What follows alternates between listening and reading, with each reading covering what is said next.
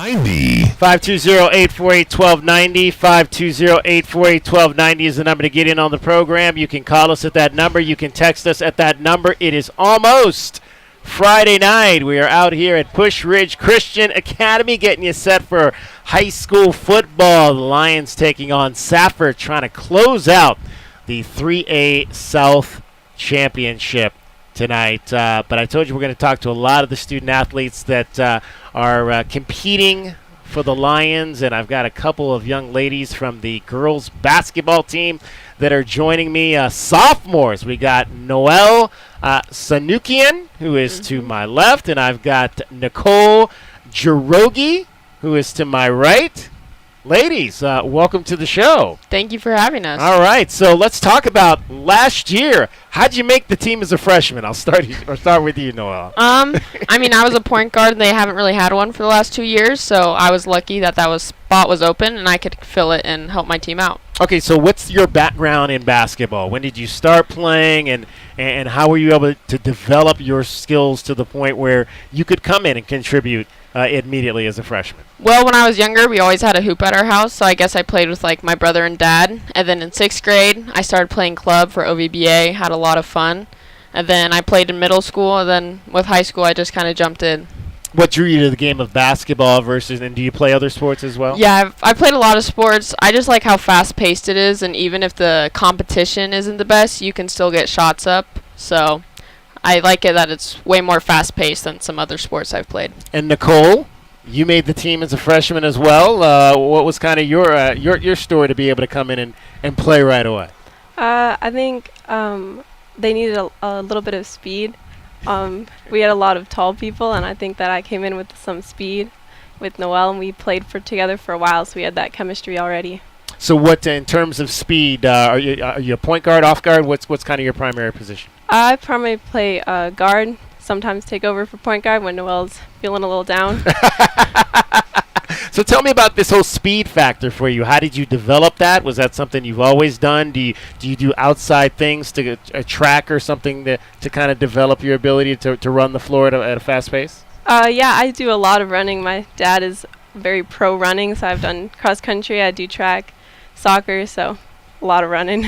Outstanding. We're talking with Noelle Sanukian and Nicole Jirogi, a couple of sophomores from the girls basketball team here at Pusch Ridge Christian Academy. Okay, so this phase, you guys are at practice, I would imagine, is probably going to start here in a couple of weeks. What's the fall like in terms of how you guys have been preparing? Well, summer is when we do most of it, all of June. We don't really have a lot of days off. And then fall, a lot of people do other sports, like Nicole does cross country. I do volleyball. So unfortunately, I'm going to have to miss the first week due to volleyball, but we do a fall league, so we play every Saturday at Sporting Chance. So obviously she mentioned your cross country. That season, I think you guys won sectionals. Yeah, correct? We did. How did that race go for you guys? It went really well. A lot of effort that we put in. We won with one of our girls ran so hard that she was passing out, but she finished through. She crossed that line and got us that spot. So. Okay, so where are you in the cross country pecking order? Are you one of the best runners in the middle? How does that work for you? Normally I'm one of the varsity. This year I had to sit out due to an injury, okay. So I was a manager, but normally one of the top. Okay, so let's talk about your injury and where that puts you in terms of basketball season coming up. I'll just play through it. It doesn't matter to me. Wear my ankle brace, and I'm good to go. So how's that been? How have you had to learn to adjust with that injury to how you move, how you play? I think as long as I have the ankle brace on, I'd never really worry about it. Just play through whatever it gives me, and hasn't given up on me yet. So. How old were you when you first picked up a basketball? I was pretty young. Me and my sister, we play a lot. We play outside. I was pretty young. Okay, so obviously, over the course of the last maybe 5 years, women's basketball on the college level has really blown up. How much have you guys followed that, watched it? Who are some of the favorite players that you like to watch on the weekends? Yeah, I watch a lot of college basketball with my dad. I'm actually a Paige Beckers fan. Okay. I like Caitlin Clark because I do shoot a lot of threes, but I think I first noticed Paige Beckers, and then obviously over the past 2 years, everybody's been watching Caitlin Clark. So I've kind of hopped on that bandwagon. All right, what's your shooting percentage from behind the arc? Ooh, I don't think I know that. In the fall league, it was really solid, and then for some reason the regular season comes around. But I think I've been doing pretty solid. Probably like around 40%. How about you, Nicole? Are you more of a driver to the basket, or you like to shoot the three as well? Drive to the basket is definitely my spot. All right, so you can get to the line a little bit as well for this team. What was kind of the strength of the team last year? We had two really good, really tall players, so we did a lot of post work. And those young ladies coming back this year, I know you graduated one of your top scorers from last year. Well, both of them were actually Okay. seniors. So this year we're going to have a lot more speed with some sophomores, me and Nicole, and some others who will come up to varsity, and another top senior, Hannah. So we have a lot of chemistry because we all played on the same club team, and it's definitely going to be more moving the ball up and down the court and not going to the post. Okay, Nicole, who do you like to watch? Ooh, I don't know. I like to watch it all. Try to pick up some tips. I don't really have a favorite. Juju or Caitlin or any of those good young ladies? Or you follow the guards mostly, or you like to watch the bigs play too? I like to watch the bigs, but more the guards. Yeah, Caitlin's really cool. Either one of you ever been to a WNBA game? Yeah, I went to a Sparks game over the summer. I think it was like Sparks versus another bad team, but Okay. I've seen the Phoenix Mercury too. So Airy place for the Sparks. You can't talk too bad about them. Yeah, they did not have a very good year, though. That was a rough year. All right, Noelle Sanukian is joining us along with Nicole Jiroji. They are a couple of sophomores on the girls basketball team here at Push Ridge Christian Academy. So you guys consider yourself leaders? I mean, you obviously played a lot as freshmen. Or who do you lean on in terms of your upper class sisters on this team as well? well, we have a really good group of seniors this year as well as last year. I'm pretty talkative, and I'm a point guard. So I would say I'm one of the leaders on the team, mainly because I talk a lot and I'm a point guard. But we have some really good seniors who definitely lead us, just like as a sisterhood, just bringing us together, like doing fun things. But yeah, we have really good leaders on the team. All right, so what are some of the things you do to work on your ball handling skills? I mean, kind of just in game, I'll like kind of mess around at practice, just like in between the legs, just constantly kind of dribbling a basketball. Just doing those type of things. How about you, Nicole? What are some of the drills you like to utilize to get yourself ready every season? I like to go out my front and just do some drills with some cones, move around them, make sure I still got it. And in terms of when does practice start? When's the first day? As I mentioned earlier, first day is next Monday. Next Monday. But okay. with volleyball, we're going into state, so I'm gonna have to miss the first week of practice. But so you're on the volleyball team too? Yeah, Okay. I'm backup setter. Backup setter. But, All yeah. right. But you guys are having a great. We were talking about that in the first segment. So volleyball team's also having a great year. You guys are ranked 6th in Conference 3A. We're going to talk to a couple of those young ladies coming up a little bit later. How has that part of your season come together? How have you enjoyed, the success that team has had? Volleyball's a lot of fun. Obviously, it's not my main sport, so I just do it to hang out with some of my friends. But we have a really good team. We love each other. It's like a lot of fun to go on tournaments and spend the night. But yeah, we have a good team. Our middles are doing really good. All right, so tell me a little bit. I think we're going to be talking to Estelle and Hannah coming up later. Tell me a little bit about their skill sets and what they bring to that team. They're kind of like our dynamic duo. Hannah's our setter, really good. Also really good right side. And then Estelle is our Pima commit who can just destroy the ball on the outside. So it's fun to watch. All right, what's your PR in cross country? Oh, my PR is 21-21, but next year 21? I'm looking for 20. 20. You want to get down into the 20s next year. All right. So I mentioned that you guys won your sectionals. When does that team go? When does state come up for that group? State's actually tomorrow. Tomorrow morning. Tomorrow morning. Now you're going up to support them tomorrow? Or are you I going with am, them? yes. All right. Now where's that, up in the Phoenix area? Yep. All right. So tell me who to look out for. I think we've got Haley Floyd, if I'm not mistaken, is one of the better runners on the team. Oh yeah, Haley and her sister, they're the sister duo. Oh, we got They're a sister crazy. duo. There's something about sisters in cross country. We went up to Marana earlier in the year, and they had 2 sets of sisters on their cross country team. What makes Haley such a strong runner for you guys? She is such a hard worker, and she puts all she has into it, and she's always encouraging. She's just the best teammate. And obviously we got football here tonight. You guys looking forward to the game?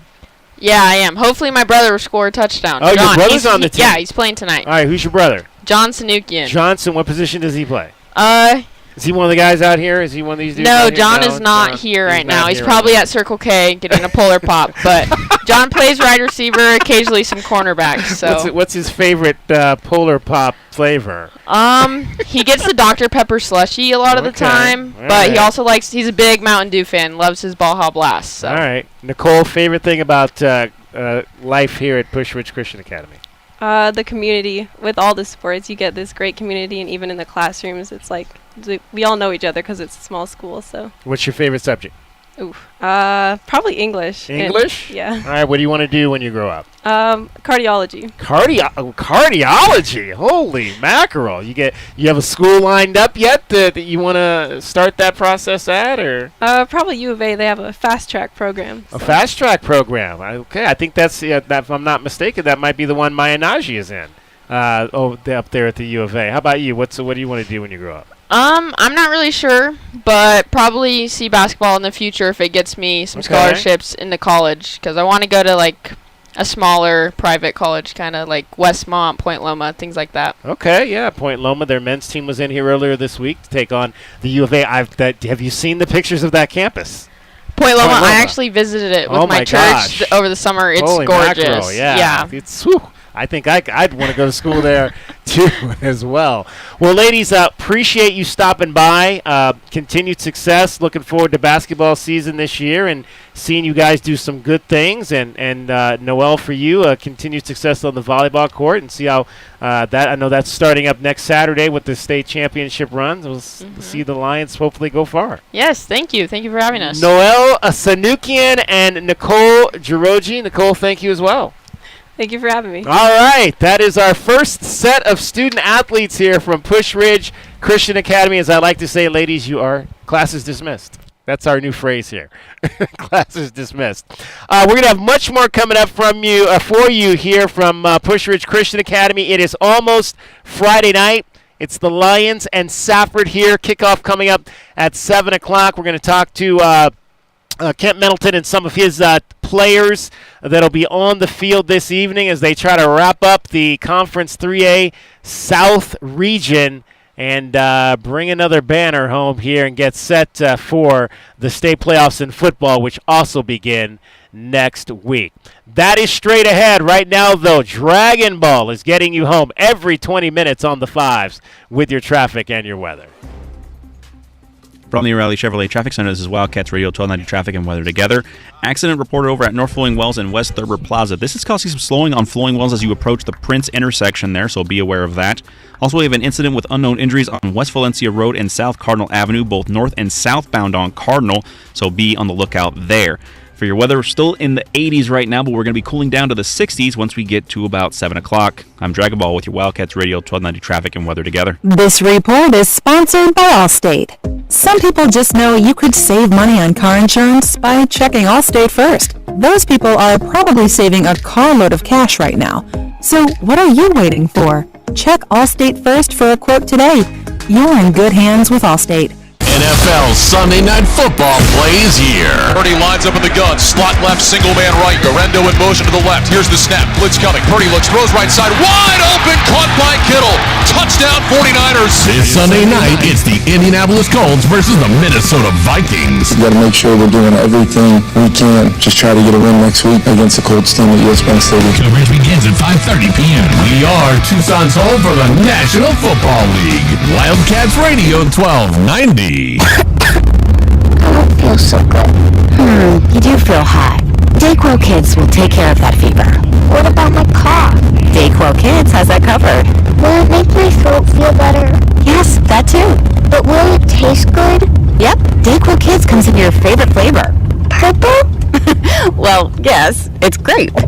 Try new Dayquil Kids Plus Fever, the daytime coughing, aching, sore throat fever just for kids medicine. Safe for kids 6+. Use as directed. When you're hiring, ZipRecruiter's technology makes finding qualified candidates for your job easy. What if the rest of the world was as easy as ZipRecruiter? Math problems wouldn't be so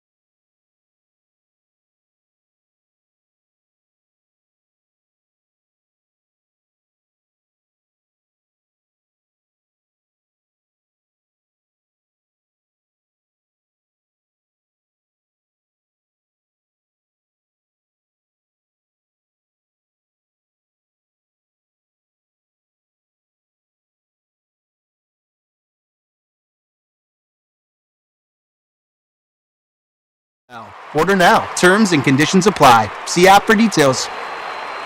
DK on the Sports Tip on Wildcats Radio 1290. 520-848-1290. 520-848-1290 is the number to get in on the program. You can call us at that number. You can text us at that number. We are coming to you live from Push Ridge Christian Academy.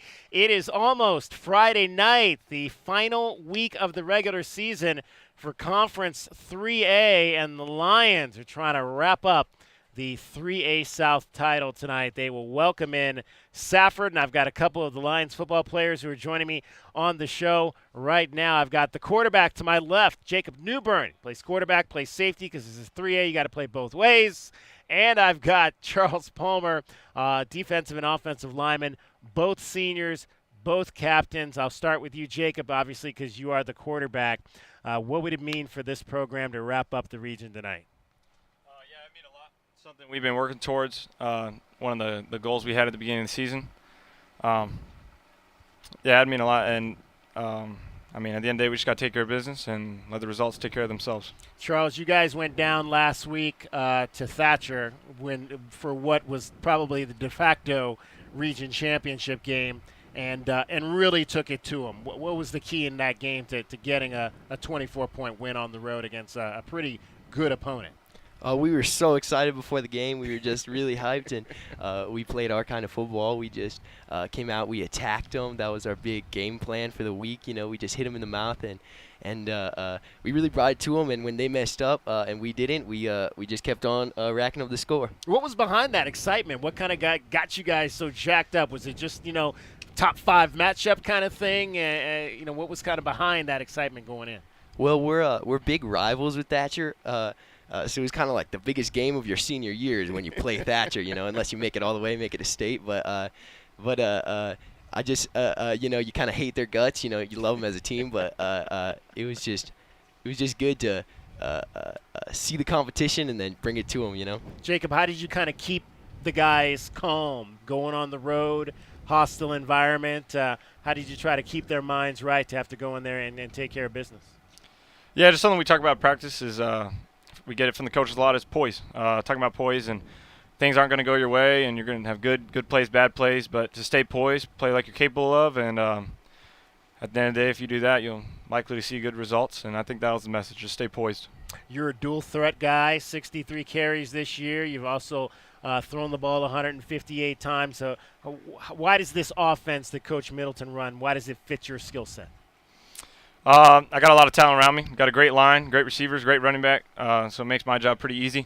But we work really hard in practice, and these having good stats, for everybody, it doesn't just happen by accident. It's hard work that you get to put in and have fun doing it, and so it's pretty cool to see guys get touchdowns or get catches or make pancake blocks. So it's pretty cool to see that because it's things you work on in practice. So what's special about this guy on the offensive line for you?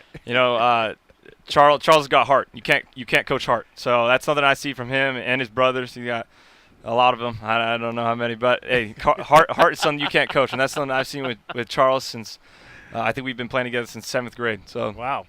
Jacob Newbern joining us. Charles Palmer. Charles, how many brothers do you have? I've got 10 brothers. 10? Yeah. 10 brothers? Yep. Seriously? For real. Wow. Where do you fall in that chain? I'm the second. I'm the second of the boys. So there's 10 brothers and sisters, not just 10 brothers, but 10 brothers and sisters. No, 10 brothers. 10 brothers. 1 sister. Yeah. What, so there's 12 of total. You. Oh, see, I can't even do math right now. 12 of you. Yep. Wow. And so you're the second oldest boy. Yeah. Yep. Okay. So how many above you then? Just one. So just one. So yeah. You're the second oldest. Period.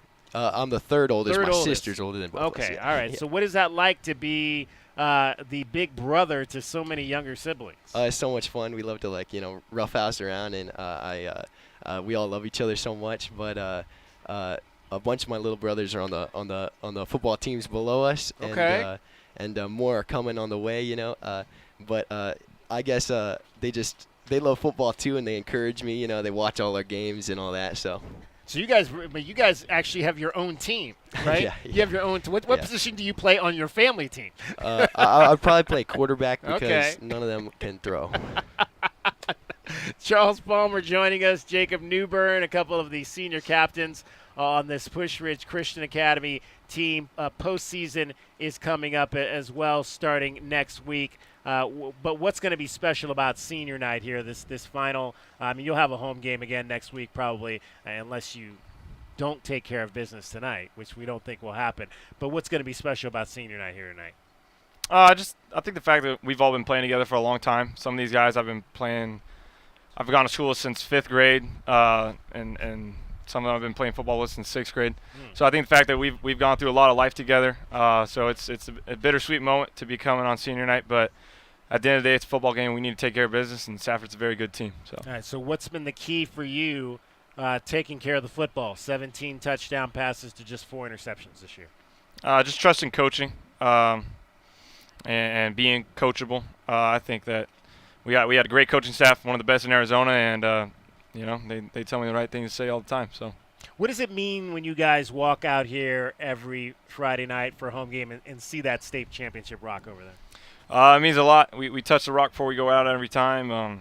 I was actually able to be at that game, see those guys come together and win a championship. So it's a great reminder of the hard work that those guys put in to be able to say they won a state championship, and obviously that's something we want to emulate. So. How old were you?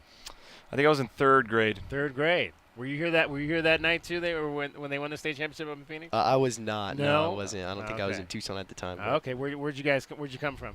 St. Louis. St. Louis. Yeah. All right, Cardinals fan. No. No? Okay, all right.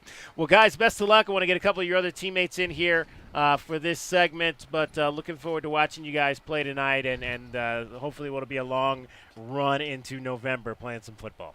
Absolutely. Jacob Newburn and Charles Palmer. We're going to get Tyler and Blake in here next as we continue from Push Ridge Christian Academy, getting you set for the game. Tyler, Blake, come on, guys. Tyler, Blake. Get those two guys, young men, in here as well and chat some football here. The Lions and Safford this evening. It'll be a 7 o'clock kickoff. And, okay, so who do I have on my left? Tyler Nolan. Tyler Nolan.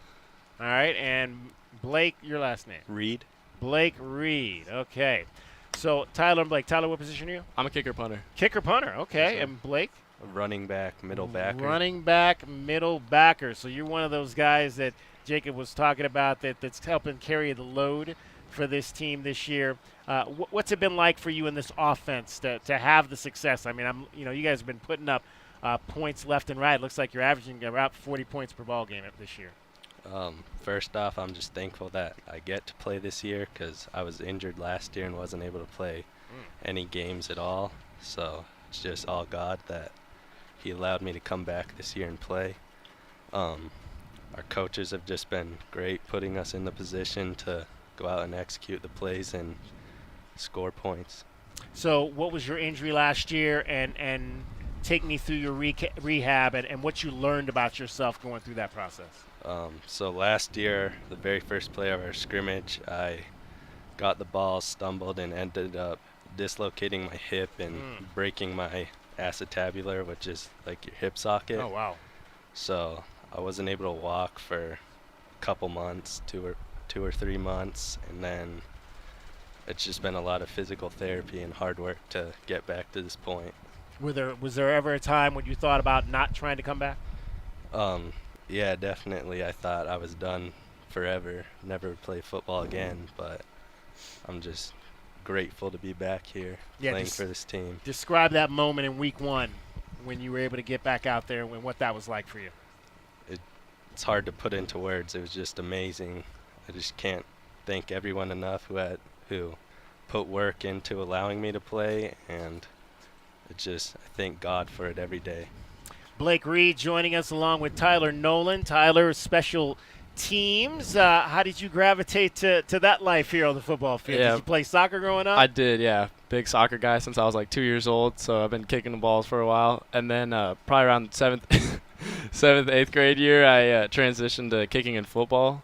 And so I started off punting and then worked my way to kicking, and then freshman year did kicks and punts. Sophomore year came up to varsity to do it. Been doing it since. So what kind of made you want to make that transition from the soccer field to the football field, and how difficult was that for you in the beginning? Yeah, I really enjoy just kicking it, seeing it go through the uprights. There's just like it's a good feeling, and I like to work hard towards it. It's definitely different than soccer, but that leg power still comes from the same thing. So I had a little bit of a base coming from soccer, so it wasn't too hard to transfer over to kicking footballs, but definitely takes a lot of work. Okay, so you still play soccer as well here at Push Ridge? I don't anymore, actually. No, you gave up the sport entirely. Focus on kicking, yes, Focus sir. on kicking. So what's your range? Talk to me about your range and where you feel comfortable from. And obviously we've already got a little bit of a breeze out here tonight. How do you go out and read the breeze at pregame to kind of get a feel for what's happening? Just a lot of practice, a lot of reps, a lot of practice, just being smart about the wind and knowing like which direction it's going and where you got to aim it at. And, I think that's probably it. What's your longest kick? In-game 45, practice 65. 65 yards in practice. Wow. And punting, what's kind of your average in that area there? In the game right now, I think it's 43 yards. 43 yards? From line of scrimmage, yes. And are you more traditional punter? You like that's, what they call it, where you kind of Aussie? punt it off the side, Aussie style? We do more traditional punting. Traditional punting? Yes, sir. Outstanding. What do you like about him kicking for you guys? Every kickoff, it's a touchback, so that's nice for our defense. And you mentioned, obviously, that you play both sides of the ball, offense and defense. What's fun about kind of being that guy in the middle of the defense? I imagine you're getting the signals in there and kind of getting everybody set up. And I don't really play middle backer. I'm more of like a backup guy. Okay. So. What's been the strength of the defense this year? I would say Tyler Shelf at middle backer. Tyler Shelf. Which one is Tyler? He's the guy with the buzz cut. All right, there you go. He's been here 3 years, and he just knows the defense inside and out. What do you guys love most about going to this school and playing football here? Can we start? Okay, Yeah. sorry. For me, it's just the community, just the brothers, everyone right here, and those that are probably eating right now. I love the family here and coaches, and everyone here is very supportive, and we're all tightly knit, just brothers. How about you, Blake? Probably same as Tyler. I just love the community, the coaches, and all our teammates. All right, what's the key tonight? What's the key to getting that win against Safford and wrapping up the title? Just start fast and don't give them an opportunity. Tell me a little bit about your quarterback. We had a chance to talk to him a little bit earlier, Jacob. What's special about him? He's just a great leader and all-around athlete too. Outstanding. How about you? What do you like most about Jacob? I mean, he's just a baller. I've known him for a while, and we're good buddies. He's a baller. He puts in the work every single day. Always getting extra reps in when no one asks him to. So he's gonna go ball tonight. Is Coach Lovett still breakdancing out here every Friday night? We gotta get him to. Is he retired now? Is he retired? Tonight. He's waiting. He's waiting for the title to be won. Yep. See, you got to win the title before you see his fancy moves out here. Give me one thing you love about Coach Middleton. Coach Middleton, I like his motivation. Probably for me, he motivates all of us to do the best that we can be. Like, I don't know. Sometimes we don't really want to condition, but that's what we need. So who wants to condition? That's no fun, right? Yeah, like. It's not fun, but you got to do it. It's a part of the game. And just keeping us locked in, getting us motivated before every game, and just keeping us in the right headspace for football. Blake, what were some of the things that words of encouragement he gave you when you were trying to work your way back? He just said, don't give up. It will be all figured out. God's got it under control. So. There you go. All right, well, guys, play safe out there tonight. Best of luck. Looking forward to you guys making a long run in this state tournament coming up next week. Yep. Thank you very much. All right. That's Tyler Nolan and Blake Reed, punter, middle linebacker, running back here at Push Ridge Christian Academy. All right, hour number 1 is in the books. We're here till 6 o'clock, taking you right up to about an hour before game time. It's almost Friday night. We're going to talk to more of the student athletes straight ahead here. We'll get you the full schedule of games going on around Southern Arizona tonight. Final week of the season for conferences 2A and 3A. quarterfinal night for Conference 1A 8-man, and then 4, 5, and 6. Still 2 weeks to go, but we still got some good games on the docket here tonight that you can get out and try to see. It's DK on the Sports Tip coming to you live from Push Ridge Christian Academy. You are listening to Wildcats Radio 1290. From the O'Reilly Chevrolet Traffic Center, this is Wildcats Radio 1290 traffic and weather together. Major slowing on Tangerine, both approaching and coming off of the I-10. This is due to a hazard on Tangerine, causing some slowing again on the on and off ramps to the I-10. Accident with possible injuries at East 22nd Street and South Avenue to Polar. This one causing some slowing on 22nd Street as you approach the intersection of Wilmot, so do be aware of that. Still at about 81 degrees right now. We'll be cooling down in the 60s, though, once we get to about 6 o'clock. I'm Dragon Ball with your Wildcats Radio 1290 traffic and weather together. This report is sponsored by Progressive Insurance. Progressive Commercial Insurance flexes to fit your business's needs. From quick repairs to adjustable coverages and even payment options, Progressive Commercial makes it easy to get what you need. Quote today in as little as 6 minutes at progressivecommercial.com. Join David Kelly, Kelvin Yvonne, and Glenn Howe at Corbett's this Saturday from 9 a.m. for the Arizona Game Day pregame show as we get ready for Arizona versus UCF. Sponsored by Coors Light. Choose Chill, official corporate sponsor of Arizona Athletics. The Wildcats play here. This is your home of Arizona Wildcats football, men's basketball, and baseball. This is the home of the Wildcats. You're listening to Wildcats Radio 1290. ADHD. It's the child who can't pay attention or sit still in school, right? The answer may be yes. Attention Deficit Hyperactivity Disorder, or ADHD, can be complicated and it can last a lifetime. Living with a condition can sometimes be a challenge. It may take years to accept a formal diagnosis, and it's not always easy to find the right treatment plan. Did you know that up to 75% of children and adolescents with ADHD have at least one additional mental health condition that also requires a comprehensive approach to treatment? ADHD guidelines were recently updated to reflect the need to screen for associated disorders. Be sure to talk with your child's doctor about proper screening and visit more2adhd.com for additional information. That's more2adhd.com. This message has been brought to you in partnership with ADA, ACO, and CHAD. Hey homeowners, are you ready to chill out and go green? Goodfellas Air Conditioning can help. Introducing our latest lineup of energy-efficient systems featuring the new R32 refrigerant. It's cooler, greener, and better for the planet. You'll enjoy lower energy bills and a smaller carbon footprint. Not a fan of change? Goodfellas has a surplus of reliable R410 systems available. Unsure about what system you have or have questions? Give us a call for a free inspection. Goodfellas Air Conditioning, keeping it cool, keeping it green, and always keeping you comfortable. This Saturday, your Arizona Wildcats take on Central Florida. The action begins with the Meridian Wealth Management Arizona Game Day live from Corbett's off of 4th, leading up to the 12:30 p.m. kickoff. Only on Wildcats Radio 1290. Mommy, want to play a game with me and Dad? Mommy's not feeling good. You need to vaporize that cold. Vaporize? Yeah, with DayQuil VapoCool. It's DayQuil plus a rush of Vicks vapors. Whoa. Come on, honey. Let's let Mommy rest. You guys are amazing. And so is DayQuil VapoCool. DayQuil VapoCool, the vaporizing daytime coughing, aching, fever, power through your day medicine. And to vaporize sore throat pain, try Vicks VapoCool drops. Use as directed. Keep out of reach of children. Did you know you can get your prescriptions for less at your local pharmacy? You can with GoodRx. It's the free app that can save you money on your medications. Just search for your prescription, choose the pharmacy and the price that works best for you, and then show your GoodRx coupon to your pharmacist at the drop-off counter. GoodRx works at over 70,000 pharmacies, including Walmart, Rite Aid, and Walgreens, and it works whether you have insurance or not. It's easy to save. Next time you drop off your prescription, check GoodRx. To start saving today, go to GoodRx.com. GoodRx is not insurance.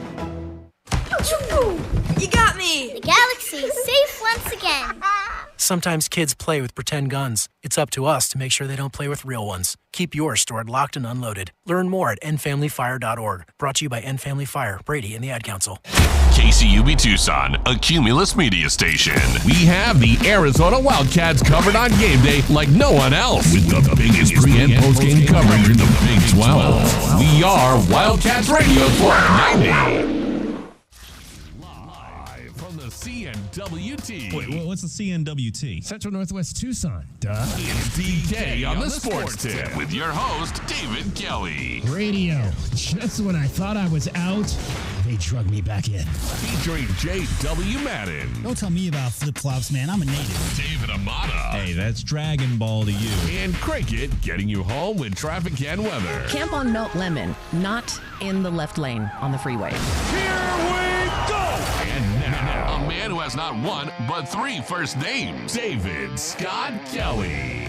Coming to you live from Push Ridge Christian Academy here under the base of the Push Ridge Mountains. It is almost Friday night, and we've got high school football up here. The Lions, one of the best teams in Conference 3A, going to be taking on Safford this evening with a chance to clinch the conference or the region or the Conference 3A South Region Championship tonight. In their final game of the season, it'll be senior night up here at Push Ridge Christian Academy. A lot of exciting games. Looks like we got about 21 games on the schedule tonight. Let's roll through what is happening.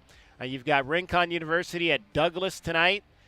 Tombstone on the road at Palo Verde. How about Palo Verde? Palo Verde's got a chance to finish the regular season 500 at 5-5. That is a program that has struggled mightily over the last couple of years, and that would be a great way for them to go out with a win tonight over Tombstone. Ironwood Ridge looking to play deep into the postseason. They're going to welcome in Maricopa, the Nighthawks 7-1 on the year. Wilcox will host Catalina tonight.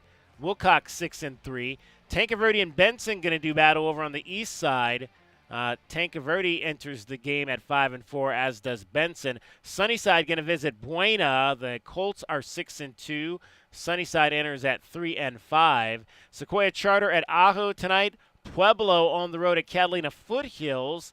The Warriors are 2-6 to the Falcons 1-7. Mojave will host Sabino tonight. Sabino 3-6. They will not get back to the postseason 1 year after winning it all. Sahuarita and Amphi will play tonight. Sahuarita 5-3. Amphi comes in at 5-4. Saguaro will welcome in CDO. The Dorados are 5-3. The Cougars 3-5. Cienega is 4-4 on the year. They're going to play Casa Grande at home tonight. This will be a good one tonight as well down in Sahuarita. Micah Mountain at 8-0, one of the best teams in Southern Arizona, going to take on the Red Wolves. Micah Mountain, the Thunderbolts, enter at 8-0. Walden Grove at 6-2.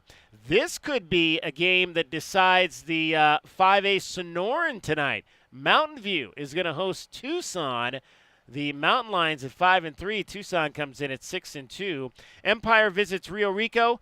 Bisbee on the road at Santa Rita. Santa Rita 0-9, looking to get a win in their final game of the season. Santa Cruz Valley and Pima. That's going to be a really big matchup down in 2A tonight. Both those teams are 8-1.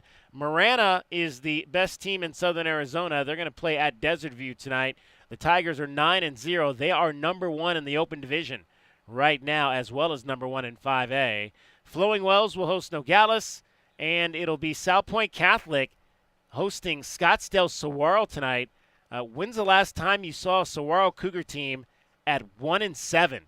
Wow. South Point Catholic at 5-2.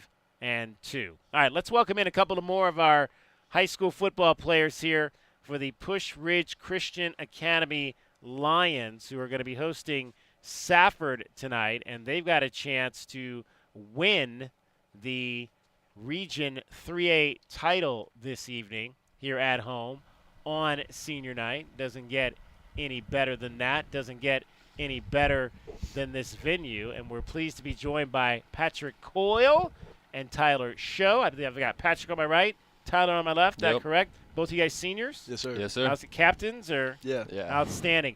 Do you guys really understand the dynamic of this setting here for high school football? Do you understand how privileged, I guess, it is to be able to play in an environment like this every Friday night and to practice under these beautiful mountains here?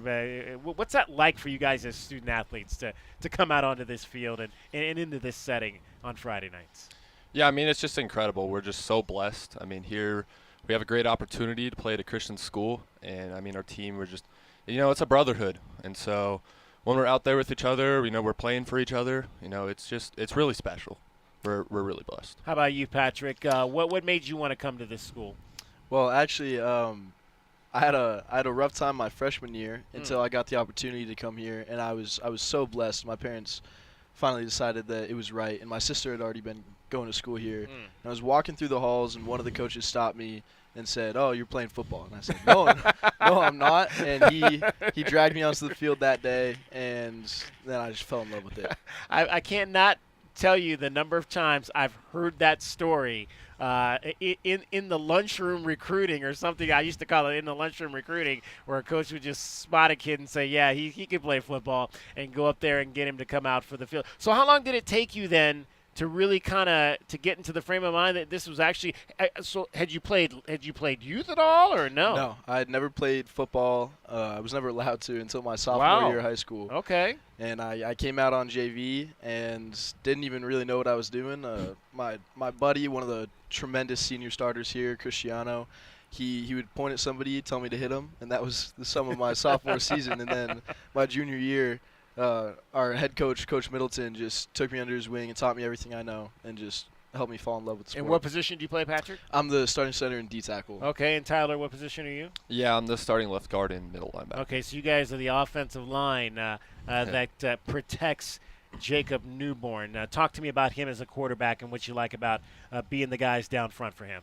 Yeah, no, he's incredible. He's just making plays left and right, and our job's out there to protect him, which we try our best. Sometimes we let a little pressure through, but he looks a little Mahomes sometimes. He's making plays out there, so yeah, no, he's incredible. Has he got the sidearm action going? Yeah, scrambling left and right. It's crazy. And Tyler, how long have you been playing the game?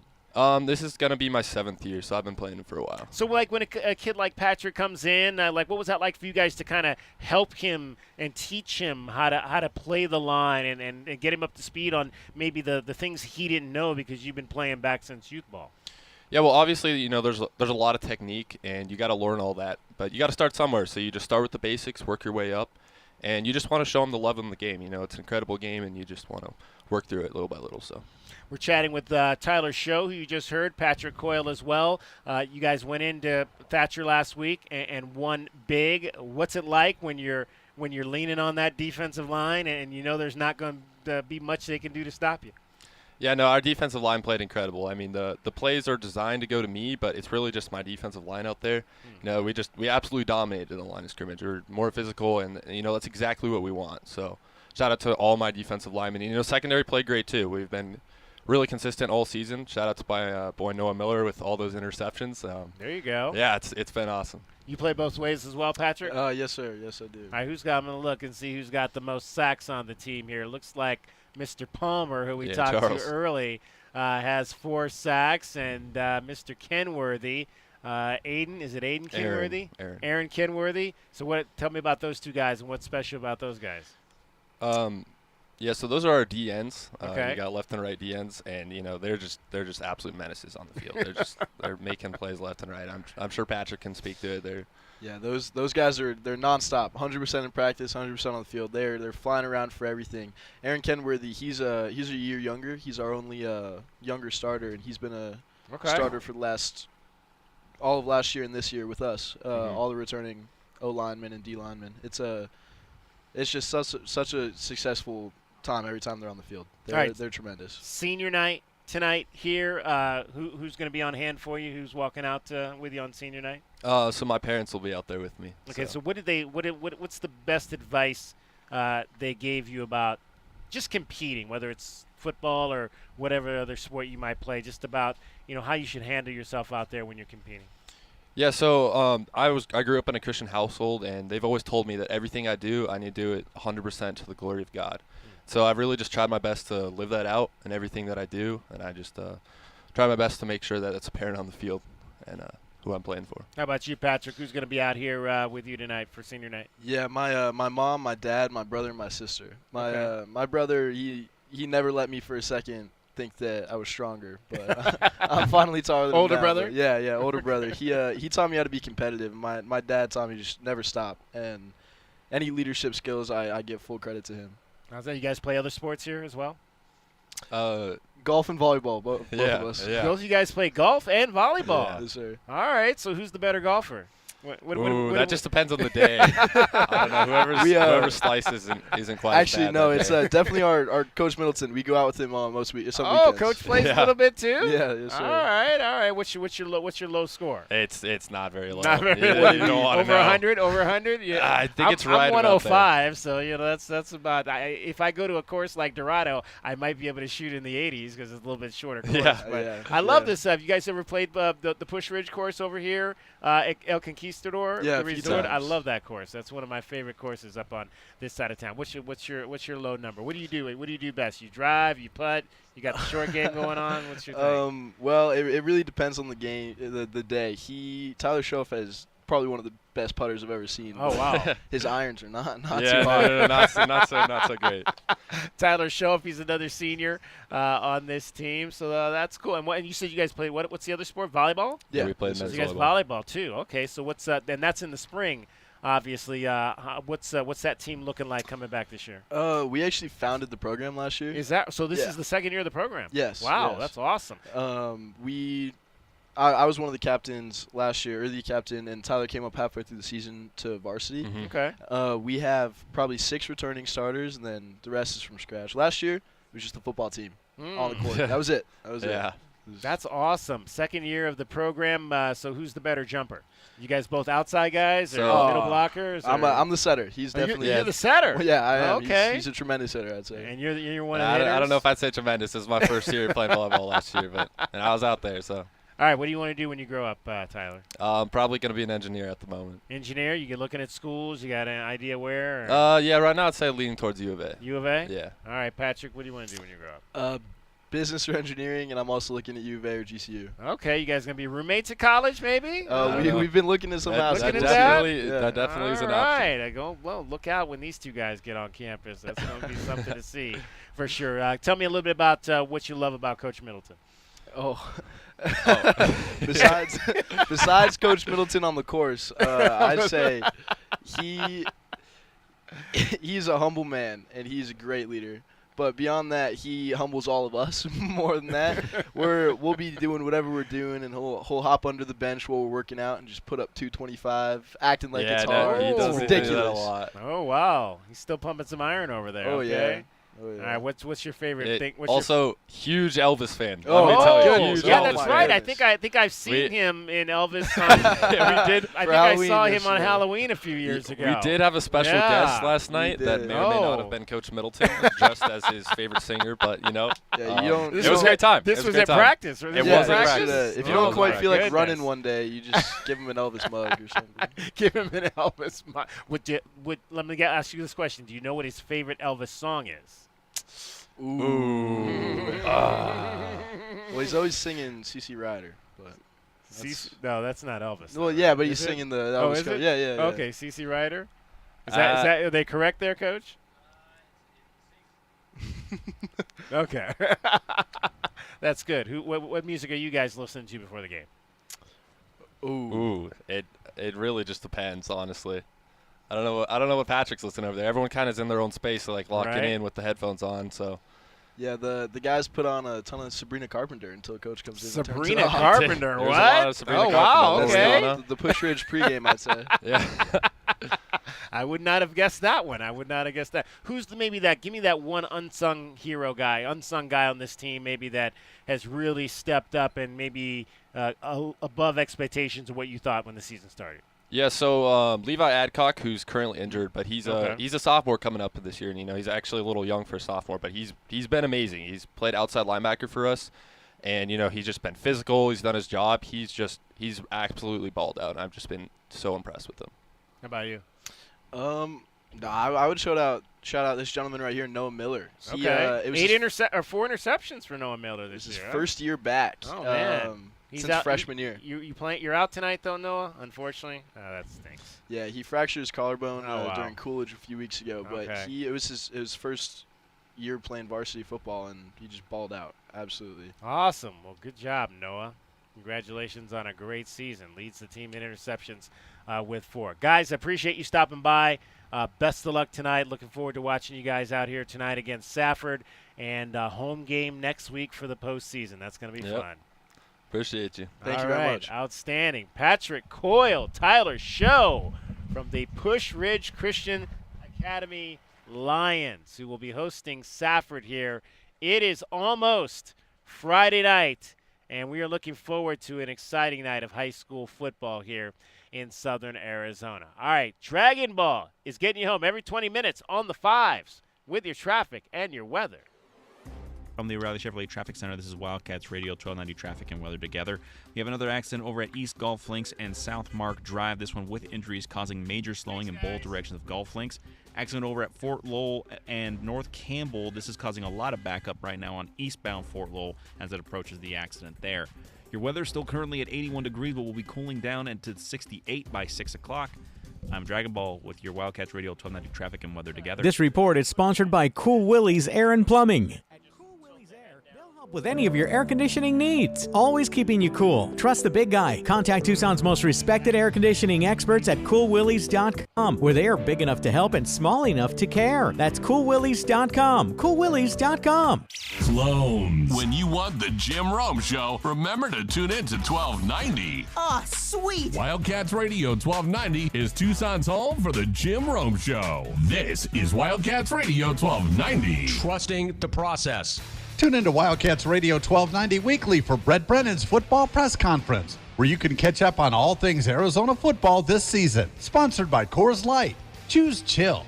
Official corporate sponsor of Arizona Athletics. Hey, Wildcat fans, Arizona football is here. Catch head coach Brent Brennan as the Wildcats enter their inaugural season of the Big 12 Conference. We need you to be part of the action, filling the stands and cheering on Arizona. Secure your seats for all 7 home games with season tickets, or pick the plan that is best for you by calling the ticket office at 520-621-2287 or visiting ArizonaWildcats.com/FB. Lock in your tickets today. We'll see you at Arizona Stadium. Bear down. Go Cats. All right, she's inside. Are you good? Yeah. It's just, she's my baby girl, you know? I do, and ceramic coating was a good choice. She's beautiful. Yep, I know. Recon Auto Detailing. Enhance or restore your baby to her former glory with paint recondition, ceramic coating, paint protection, tinting, and more for full protection of your vehicle inside and out. New cars, old cars, we love them all. Recon Auto Detailing, 3829 North Oracle Road, Tucson. ReconDetail.com. Wildcats Radio 1290 is everywhere. You can now hear us on our free app from the App and Google Play Store. Streaming on WildcatsRadio1290.com, iHeartRadio and Odyssey app, and even on 1290 AM. This is Wildcats Radio 1290. Vision loss is not something that you feel until it happens. Most people lose their vision from diseases like macular degeneration and glaucoma, not at birth. 3 million Americans have glaucoma, and half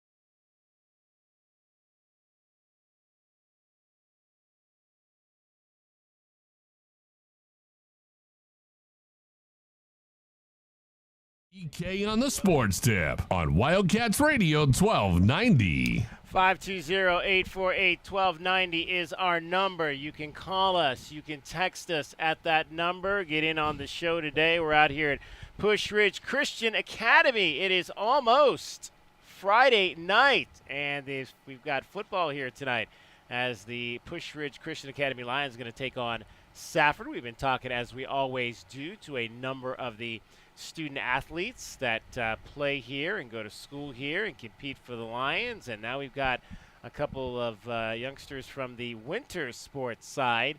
Kaylee Edmonds from the girls soccer team joining us. Lex Incio, a senior from the boys soccer team, joining us. And I'll start with you, Kaylee, as we get close to, obviously, the beginning of the winter cycle. How prepared are you? Do you feel you're prepared for the upcoming season? I myself feel pretty prepared. I played club soccer all my life, but as a team, I think I'm really looking forward to this year. We have a lot of good talent, even though we lost 12 seniors, 11 seniors last year. Jeez. But we still kept a lot of our talent, so I'm super hyped for this year. You guys went to the state semifinals last year. Yes, sir. On the girls' side, finished 16-5-2. So how do you replace all of those leaders, and how have you been able to step into a role as one of those leaders? Yes, so last year I was a captain for the team, and so even though we lost quite a bit of leaders, the freshmen and the sophomores from last year, they've really stepped up even last year, and I'm looking forward to seeing how they're going to step up this year with the work ethic and just helping, again, the incoming freshmen, how they're going to navigate all of that. Looks like, though, you guys got a lot of your scoring punch back. Is Avery back again this year? Yes, so she is. She scored 19 goals last year. Yep. You had 12 goals. Mhm. Tell me a little bit about her and being able to come in as a freshman and have that type of impact. Oh, she's amazing. Again, she's been playing club pretty much her whole life. She's been playing soccer her whole life, and she was just a huge asset to the team last year with scoring those goals, but she also played center defender as well, so she was a huge asset in the back and also up top. We're chatting with a couple members of the Push Ridge Christian Academy soccer teams. Kaylee Edmonds, you heard there, senior on the girls team.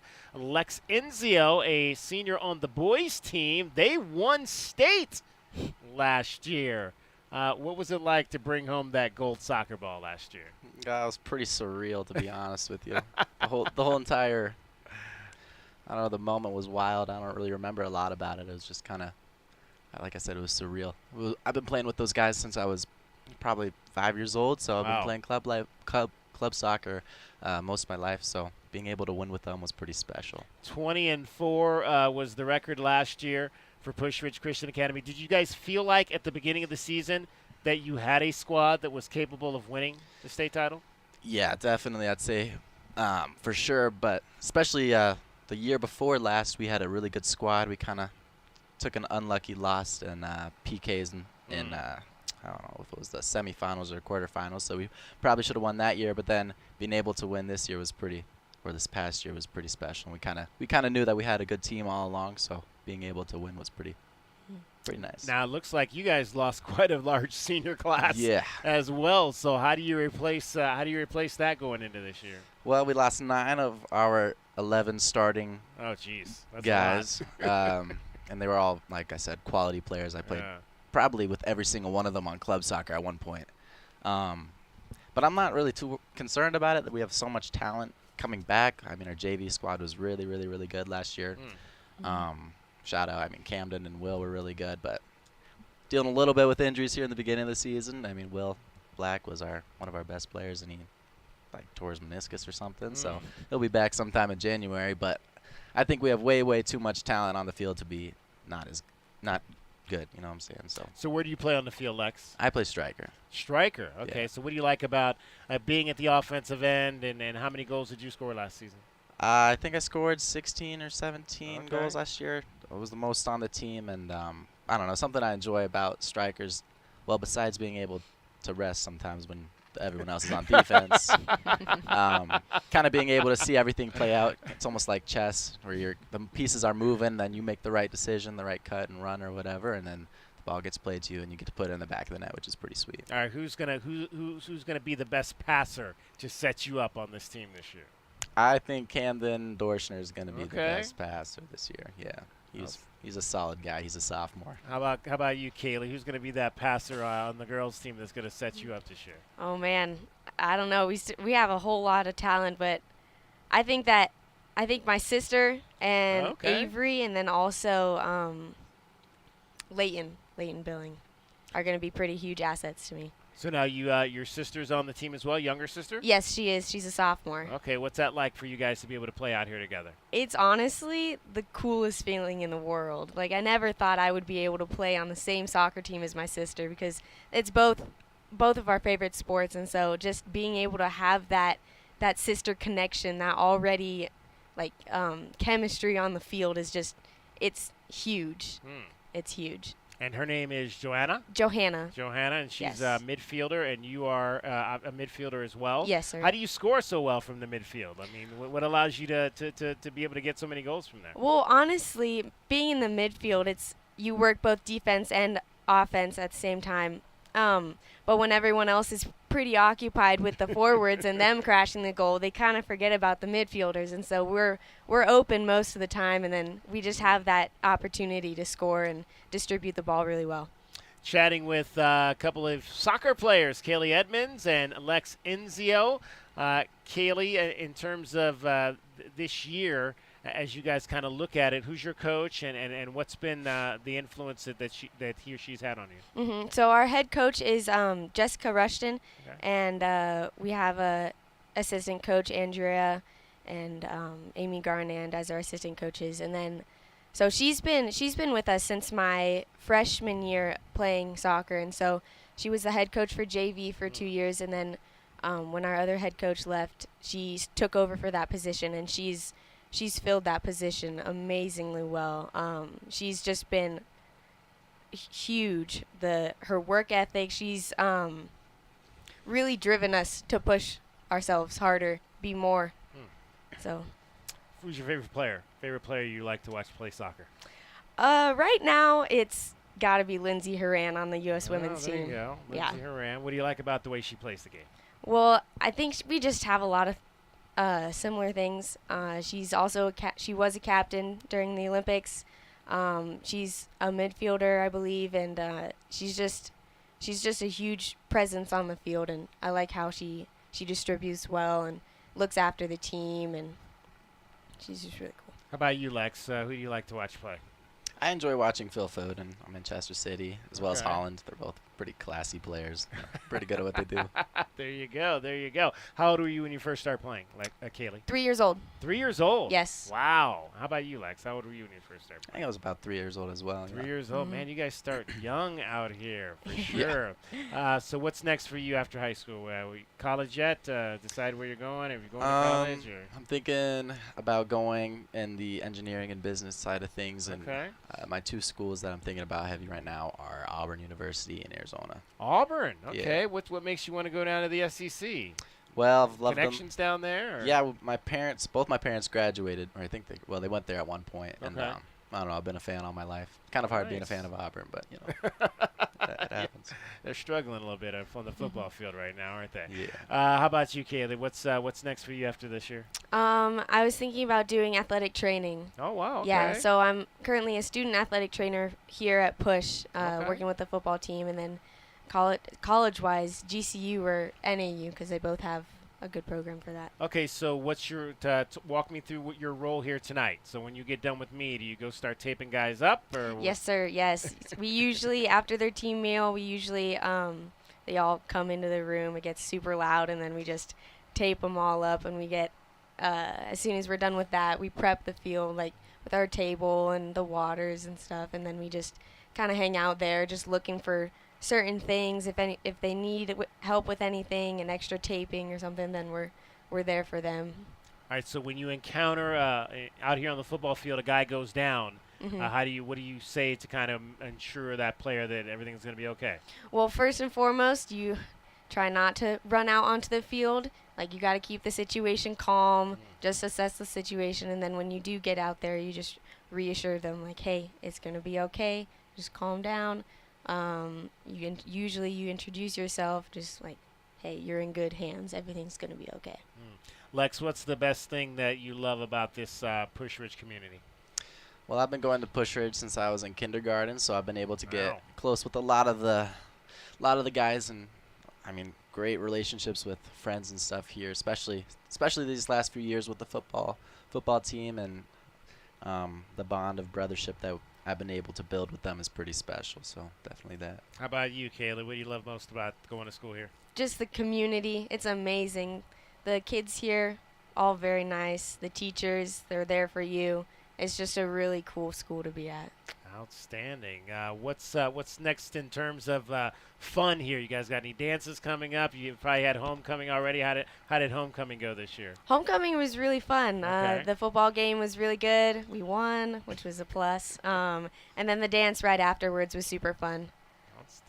Outstanding. Well, guys, we appreciate you stopping by to join us. Best of luck with the season on the horizon. Stay warm out there. I know it gets cold sometimes on those night soccer games, but looking forward to these two schools or two teams again having an opportunity to make deep runs into the postseason. Yes, sir. Thank you for having us. Thank you. Kaylee Edmonds, Lex Inzio, soccer here at the Push Ridge Christian Academy.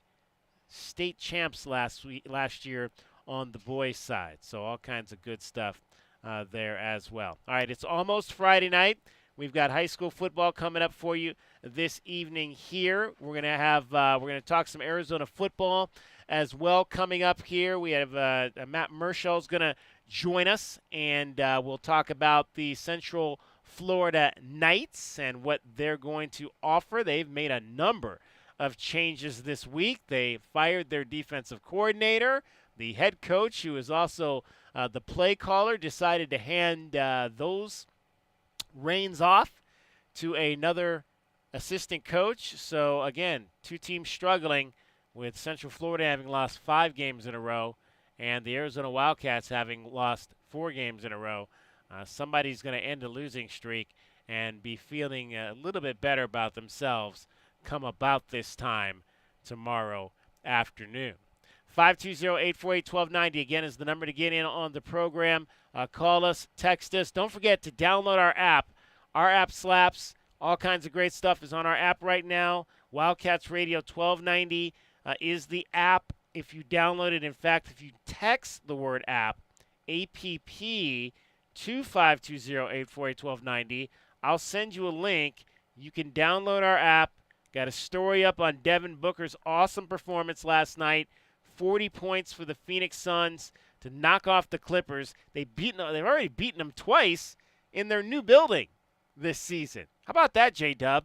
They've already played twice at the Intuit Dome, and they seem to own that facility.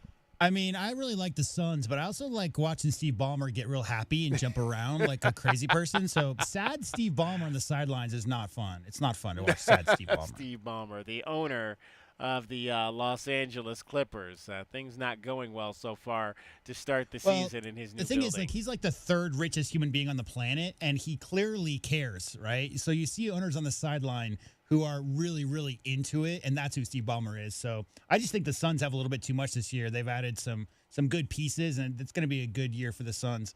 That third quarter last night was all she wrote. Yeah. So we've got an article up, Devin Booker, on our website. Recap of the Suns' win over the Clippers last night. Also, Randall Grichuk has opted to enter free agency, so his future with the D-backs may be in doubt. He could be back if they opt to try to re-sign him. If not, he'll be heading on somewhere else. Also, we got a story up there, if you scroll back a little bit, about Christian Coloco, who has been cleared to return to play basketball, and that is extremely good news for Christian, who's been dealing with some blood issues the last year plus, and did not play in the NBA last year, but has an opportunity to reclaim his basketball career. He's with the Lakers organization right now, so will likely be playing with Bronny James down, at least to start, on their G League team, and hopefully we get a chance to see Christian up with the Lakers at some point this season. That would be really cool for him to have to get back into the league after his career started so nicely with the Toronto Raptors. We'll also give you our plays, our 5-star BetQL plays for the weekend on both the NFL and college football side. We'll get to that shortly as well. DK on the Sports Tip, Dragon Ball getting you home every 20 minutes on the 5s with your traffic and your weather. From the O'Reilly Chevrolet Traffic Center, this is Wildcats Radio 1290 Traffic and Weather Together, sponsored by O'Reilly Chevrolet. Westbound I-10, you're going to see that the left lane near South Alvernon exit there is blocked due to a crash, so if you're approaching milepost 265, get out of the left lane as soon as you can. Also, an incident with unknown injuries at North Cotero Road and North Cracker Barrel Road. This is right off the I-10 exit near Cotero Farm, so be prepared to see some slowdown there. Still at about 81 degrees right now, getting set to cool down to the 70s here once we hit 6. I'm Dragon Ball with your Wildcats Radio 1290 Traffic and Weather Together. This report is sponsored by eBay. We all got a thing. Yes, even you. If you love fashion, car parts, trading cards, whatever you're into, it's on eBay. So go find the thing that keeps you up at night. eBay. Things people love. Here at O'Reilly.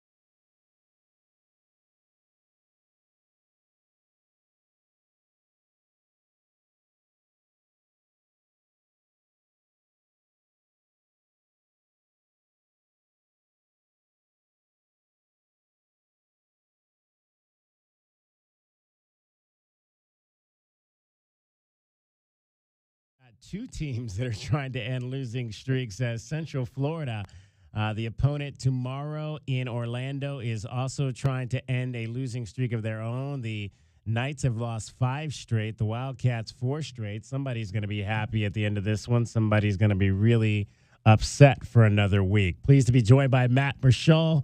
He writes the beat for the UCF Knights for the Orlando Sentinel. Big changes, Matt. We appreciate you taking some time to join us on Gus Malzahn's staff. First of all, he fires the defensive coordinator, Ted Roof. Then I guess he fires himself as the offensive play caller and hands those duties over to Tim Harris Jr. Surprised that all of this happened at this point, coming off the loss to BYU? No, I don't know if I was surprised. I think we were surprised by how much change went on. We knew something was probably going to be in the mix. I mean, you don't lose 5 games and struggle, and especially considering this is the second straight year in which UCF has lost 5 games. And I think at some point, Gus realized he needed to make a change, and that change included shaking up their defense. Their defense has struggled at times over the last month and a half or so. And I think the biggest one, as you mentioned, was, just giving up play calling duties. This is something that Gus has always talked about. He wants to be the play caller. It's something he's done all his career. He's changed. He's had years, at Auburn where he's given up play calling duties and then he's taken it back. In fact, at UCF, he did the same thing last year. Going into last year, he was going to give up play calling duties. He was going to give those up to Darren Henshaw, who was the offensive coordinator. And then halfway through the season, in the middle of that 5-game losing streak last year, he took over play calling duties because he felt like he needed to do something to give a spark. So whether or not this change will help UCF, I mean, again, they've got a lot more issues going on. They've had 4 different quarterbacks at some point during the season. They've had other issues when it comes to their offense. He's just hoping this just provides a spark for the last month so that maybe can put together some win streak and maybe find a way to get to be bowl eligible. Yeah, so for the second straight week, Arizona's going into the game where they're not real sure who the starting quarterback they're going to be facing is. Is it Dylan Risk that came in at the end of last week's game? Is it anticipated that he's going to get the ball? Yeah, I mean, Gus talked this morning. He's been asked a couple times this week and says he has an idea who's going to be quarterback, but he's not willing to share it. I think that's a little bit of obviously coaching gamesmanship there. He doesn't want to give Arizona any sort of an idea, but it looks more than likely, I would imagine, it'll probably be Dylan Risk. Dylan Risk came in at the end of that BYU game, really got the offense moving. They were moving up and down the field. They scored a couple touchdowns, and a lot of people feel like this is a guy that maybe could give them the spark that they've been looking for. If it's not Dylan Risk, more than likely it's going to be Ja'Cory Brown, who started the last 2 games. Ja'Cory was the backup to KJ Jefferson, who was the starter. And, Ja'Cory's done a decent job, but has struggled throwing the football. In fact, most of the quarterbacks on this roster have struggled throwing the football for some reason this year.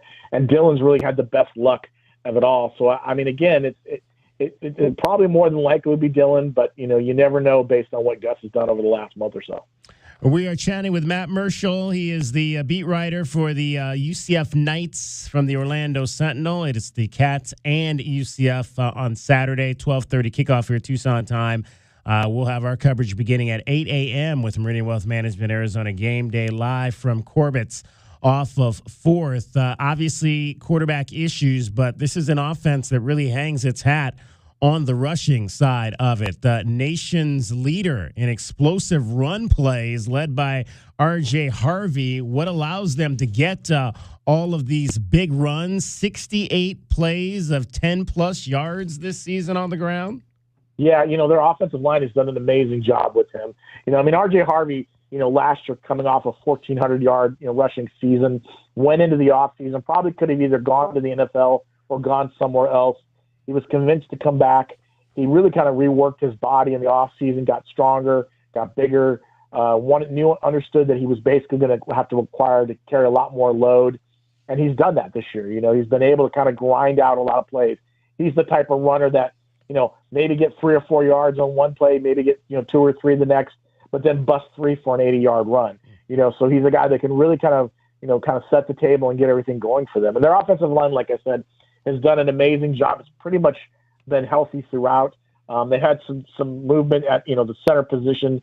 Caden Kittler's been injured a couple games, and then they've moved some guys around there. But right now, when they're healthy, he's been able to take advantage of that, and that's helped their running game. I mean, honestly, I've said this several times that if R.J. Harvey isn't around this team this year, I'm not sure they even get 3 wins. I mean, he was a huge factor in that TCU win, comeback win, and he's a guy that really they lean on heavily to kind of help that offense, to spark the offense going. Who are the receivers that to watch out for? Well, Kobe Hudson's been the number 1 receiver, but he got banged up last week against BYU. Now, he says on Twitter that he's going to be back, and Gus Malzahn has said that he had a good week of practice, so they feel like he'll be back. So he's a guy that a lot of attention will be paid to. A lot of balls were thrown to him his way. Randy Pittman is a really talented tight end that they use sometimes. Really love to move him around at receiver, slot, tight end spot. He's a guy that can really kind of get some attention. Trent Whittemore is another receiver that they like to throw to. He's a guy that's been around for a while. Jacoby Jones, when Hudson went down last week, Jacoby Jones stepped up and really kind of made some big plays. I expect him to be a guy that maybe we'll see a lot of throws as well. So those are kind of some of the receivers they end up focusing on. Matt Michelle joining us. He writes the UCF Knights beat for the Orlando Sentinel. It's Central Florida and the Wildcats Saturday down in Orlando. First ever meeting between these two teams. We mentioned at the top of our interview some changes on the defensive side of the ball with the firing of defensive coordinator Tim Roof. Last week, Dalen Dotson had a huge game with a couple of sacks against the BYU Cougars. And we've been hearing kind of on this side all week that they've got a couple of guys on that defensive line that are somewhat disruptive. Tell us a bit about Dalen, how he works his angles off the edge to have success, and some of those other guys down front to keep an eye on. Yeah, Dalen's been a guy who's really stepped up. I mean, he was a transfer, came in this year. He's been a versatile guy as well. He was at tackle position for a while. Then they moved him to the end with Mygelic Kelly went down with an injury. They're one of their other edge rushers, and he moved in that spot. Dotson over the last 2 games has around 5 sacks. So he's been a guy that's really stepped up, and a guy that they really feel like he can be a guy who could really be a big factor as well.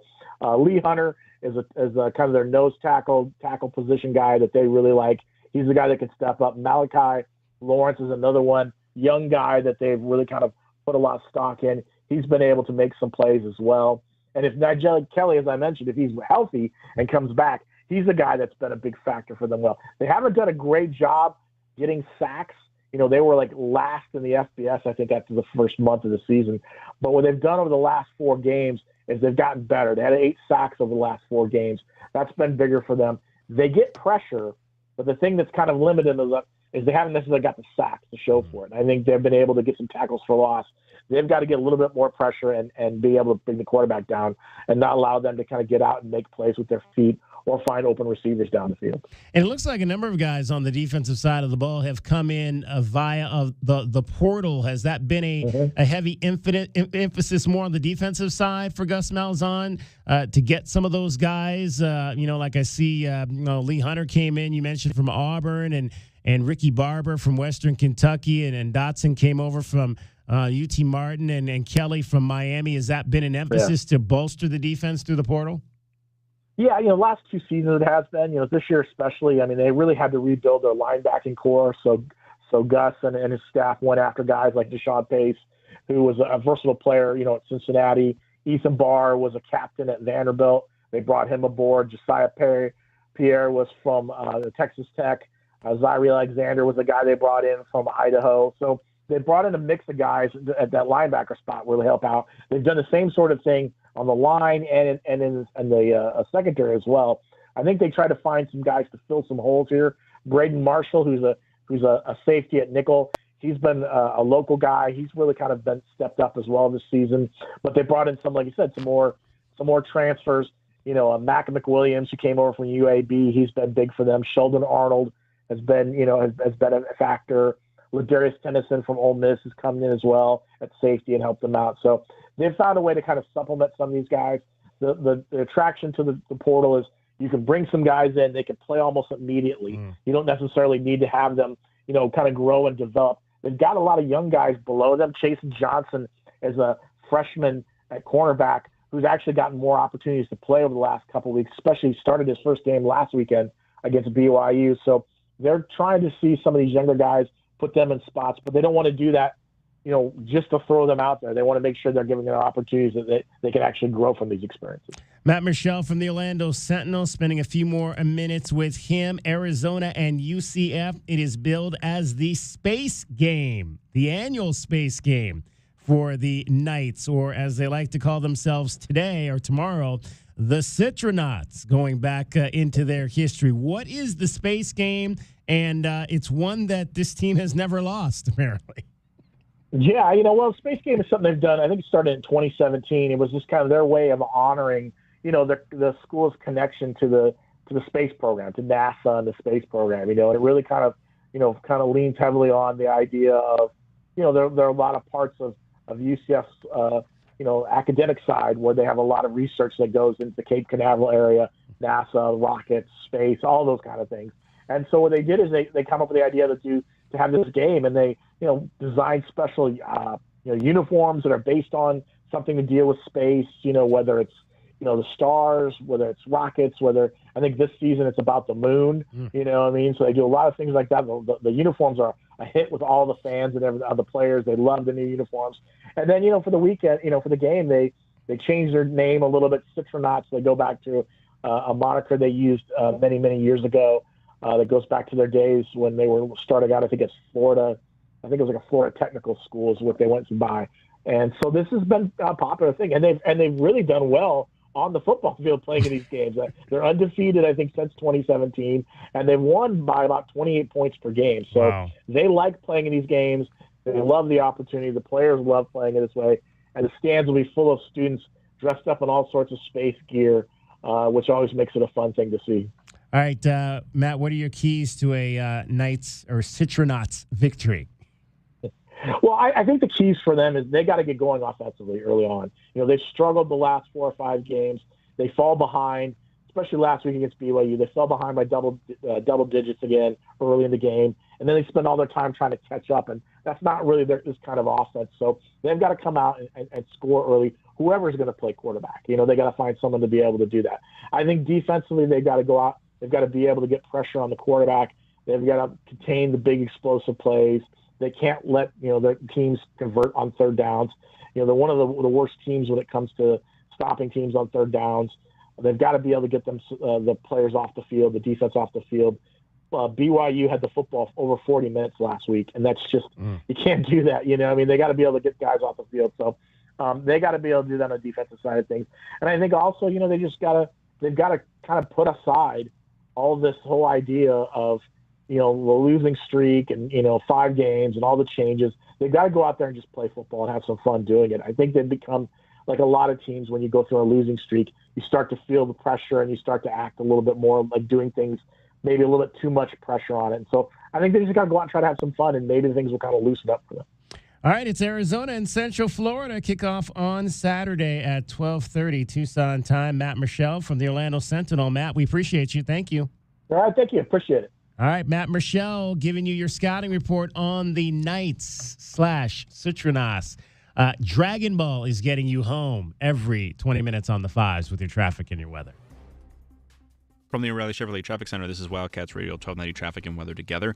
Incident with unknown injuries over at South Houghton Road and East Sahuarita Road. This is causing some major slowing on southbound Houghton as you approach the intersection there.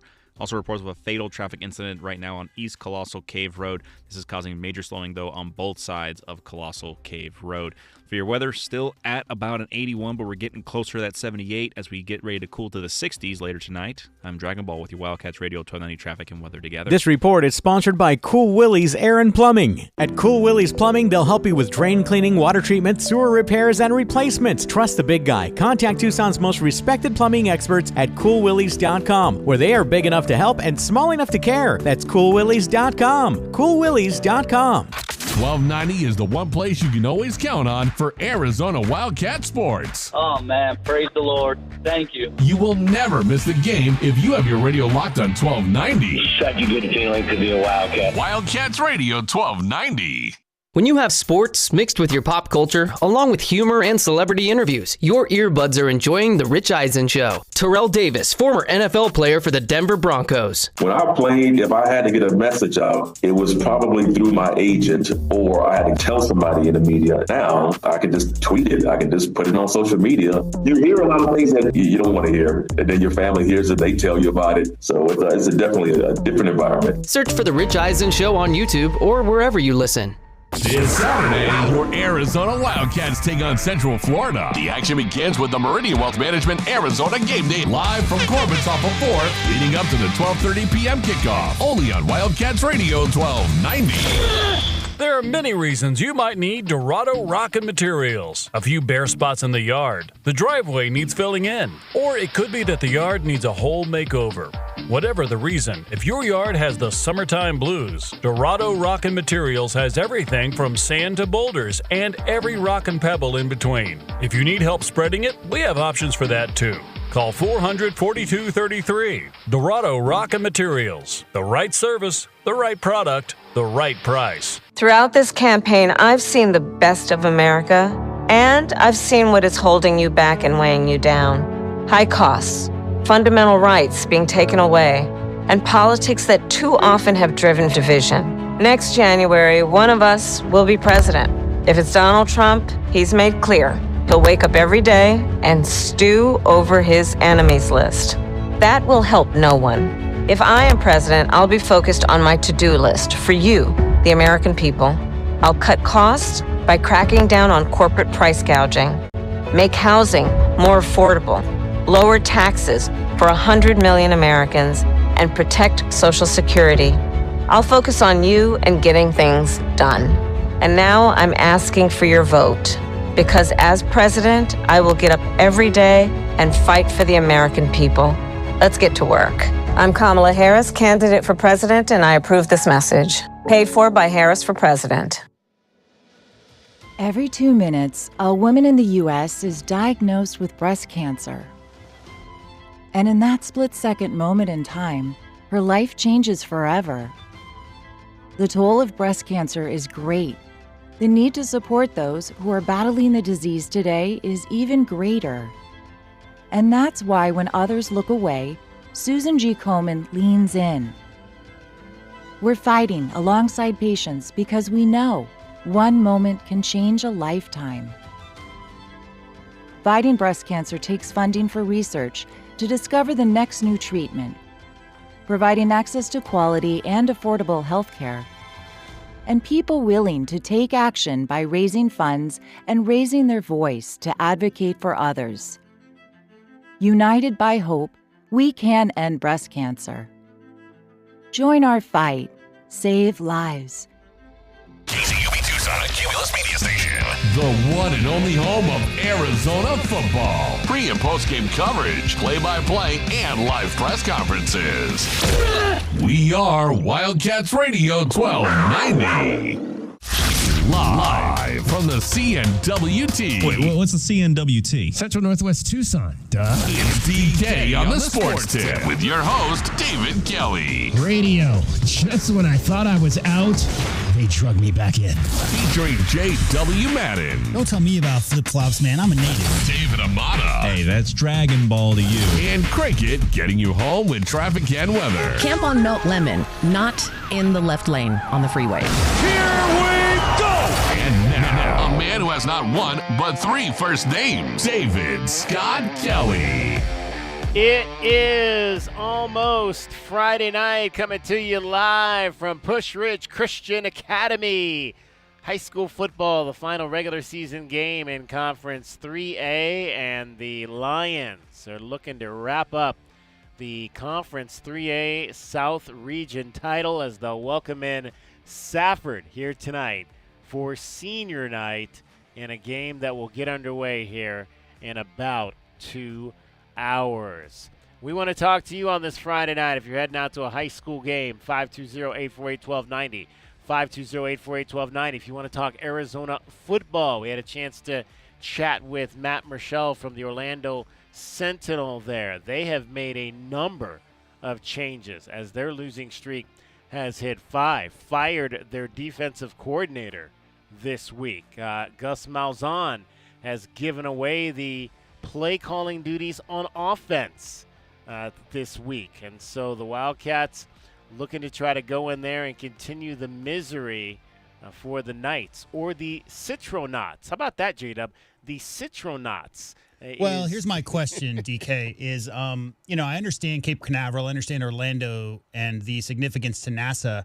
Where does Arizona fit in there? I mean, the Hubble Space Telescope was built here. The first Mars Land Rover was built here. I mean, the U of A has a lot of claim to some kind of space event as well. Maybe that's why they chose the Wildcats game as their space game. Could be. I haven't seen anything to that ilk, but it certainly is possible that was one of the reasons. You mentioned the connections there. This game recognizes the University of Central Florida's roots, and founded as Florida Technological University back in 1963 with the mission of providing personnel to support the growing U.S. space program at the Kennedy Space Center and Cape Canaveral Air Force Station.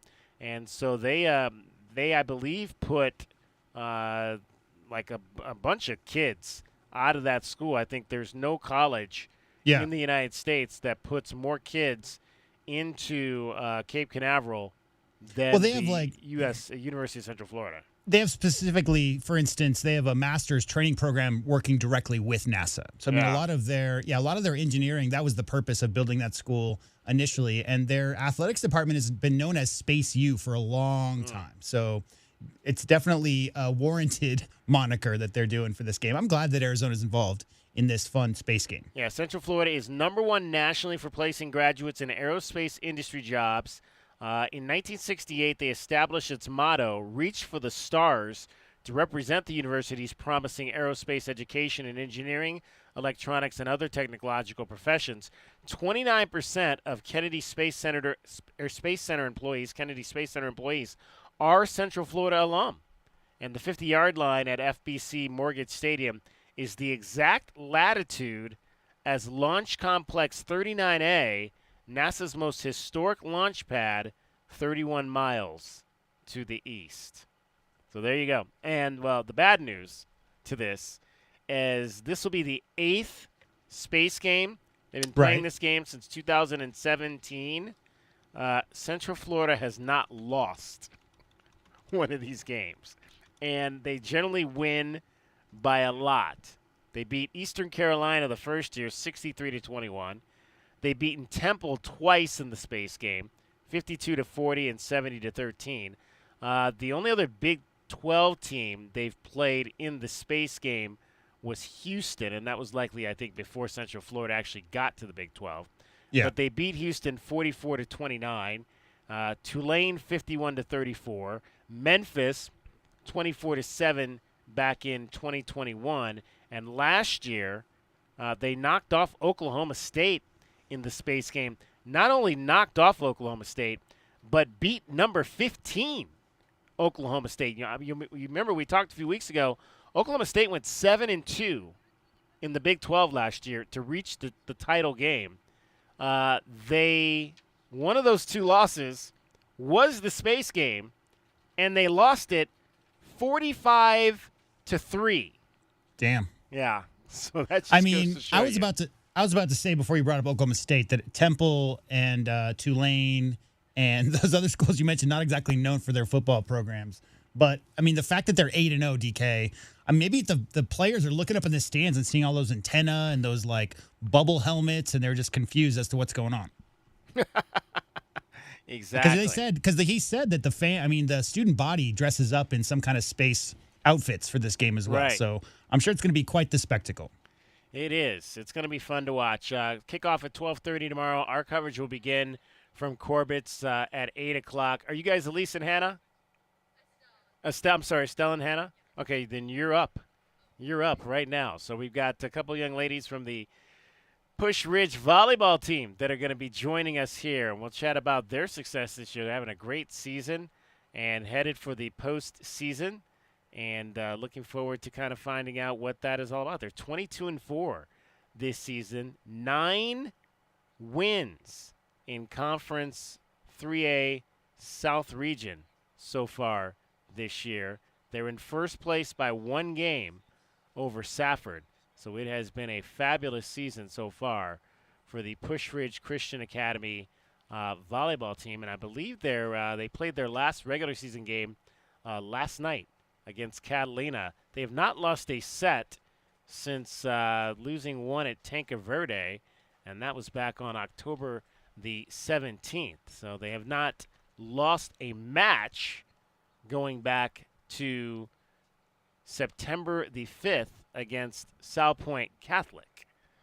So there you go. And they lost 3 straight in a row, but have not lost another one since then. So pretty good run that they've got going on this season. All right, let me help you. I'll put those on there. There you go. Right like that. All right. So to my right is who? Estelle Fetzis. Estelle Fetzis, all right, which means Hannah Love is to my left. Ladies, welcome. 22-4 this season. Did you anticipate that it was going to be this type of year? I'll start with you, Hannah. Did you anticipate it was going to be this type of year coming in? You know, I don't think we were totally sure what we were having coming in. I know a lot of the girls have had a lot of past experience, and so we were starting off strong, but I think just the team as a whole has really come together as a team, like in a unity. So I think that is really what contributes to a lot of our success. And if I'm not mistaken, so the regular season is wrapped up, so now you guys are just awaiting your assignment for the postseason because there'll be a play-in round, which you guys have escaped the play-in round. Estelle, I imagine that's a good thing. You don't have to play into the postseason. Yeah, we were really happy because we've never actually gotten like a seed this high in a long time. It's been, 15 years since we won our region, and we the past 2 years that we made it into playoffs, we were coming in as the 16th seed, which was really tough for us. But yeah, so we're super excited to be a high seed this year. So 15 years since the last region championship. What was that celebration like to finally close it out and get that title? It was huge. It was really crazy. We had a feeling that we were gonna clinch it, but we had to beat Thatcher one last time as well. But we were celebrating so hard after that game. Like after the last point, we were all jumping, screaming around, like because it wasn't even the game itself, but because we've been longtime rivals with Thatcher. But so the win itself was huge, but for us, we were just like, we're gonna be on the banner, and that's super exciting. So yeah, it was huge for us. Seems like that's a rivalry, obviously, between a lot of the teams here. Football had a big win over Thatcher last weekend. Win over there. You guys beat them out by 1 game in the region. How does that 3A South prepare you? Because Sabino has traditionally had some decent teams as well. How does that prepare you for the postseason? It's actually kind of tough because our region isn't the greatest, and we tend to end our season, at least the past couple of years, we've ended with just some hard games that just with teams that aren't super great. So we're lucky to be able to play Safford and Thatcher and Tanque Verde during the season because they're the better teams in our region, and they kind of get us prepped. But yeah, going into the playoffs, we're just gonna rely on some really good practices and stuff because we didn't have a strong schedule at the end of our regular season. Estelle Fetzis and Hannah Love joining us from the Push Ridge Christian volleyball team. So Hannah, you're the setter? Yes, I am. Okay, how long have you been setting? I've been setting since 7th grade now. So. Okay, what do you love most about that position? I love just the position on the court that you get to be, part of every play. So I think it's just so special because no matter what the play is, you get to be part of it with your team, and really just involved in that and everything. And what's Estelle's favorite set for you to feed her as a hitter? Definitely the outside on the 4. Outside on the 4? Yep. Why is that the best one? It's my favorite position. I love it high and on the net. We've developed good chemistry over the past couple years, so we got it down now. Now, I think I was talking to, who was I talking to earlier? I think I was talking to Noelle's on the team, if I'm not mistaken. And she said she labeled you guys as the dynamic duo. Is that a thing for you guys? And what makes you two the dynamic duo? I mean, we've been on this team together for the past 4 years. Now it's our senior season, so I think definitely just having that, bonding outside of volleyball, but then also just developing that chemistry on the court too. Yeah, for sure. I would agree. We both came in as freshmen on varsity, and we've just had that bond since the beginning because being new players, we were going through the same struggles and facing the same, new players and everything like that. So, yeah, we've just been bonding since freshman year, and we just really clicked on the court, and it's just worked out really well since then. All right, so how far do you guys go back with each other playing? Just since our freshman year. Yeah. So just here? Yeah. Okay. So what was that like? Were you guys both on varsity, or were you on JV first, or did you make varsity as freshmen? We were both. We were 2 of 3 freshmen that were pulled up to varsity that year. Okay. So what did you learn as freshmen that's helped you through these last 3 years to get to this senior season? I think just it's really important to play at a higher level. Sometimes it's maybe not in your comfort zone or maybe not at what level you think you're at, but when you're playing with these players that have been playing for so long, you just gain so much more knowledge, and because they have so much experience, so much wisdom to offer for this, so it really helps you to be, develop your own skills and help you to play better and at that level too. Have you always been a hitter, Estelle? Yeah, I was a lib for 7th grade, which was the first year I played volleyball, and then from 8th grade on, I've been an outside. Okay, you guys are ranked 6th in Conference 3A right now. Have you played any of these other teams, any of these other Valley Christian, Gilbert Christian, Northwest, Snowflake? Have you had a chance to see any of those teams yet this year? We played Northwest Christian was our first game of the season. We lost in 3 sets, but they were all really close, and we didn't have our original starting lineup, so we think we definitely could have taken the win on that if we just had a little more time and had their different lineup going. And we've played Valley Christian for the past 3 years, not this season, but so we know their players and we know how they play, but no one else. So you guys have a week off until I believe playoffs will start for you guys next Saturday up at Gilbert Millennium High School. So what do you want to accomplish over these next 7 days getting ready to go in there? I think a big thing right now is just keeping mental strength because we recently had one of our middles go down with an ankle injury, and we're not sure if she'll make it back or not for playoffs. And then, again, another one of our middles just recently got her knee injury just got worse, so we're not really sure. She's out on crutches right now, so we're not totally sure if she'll be back either. So just keeping the team with the right mindset going into it. We've had, like Hannah said, we've had a really good season where our team's just been really unified, and we've had a lot of cohesiveness.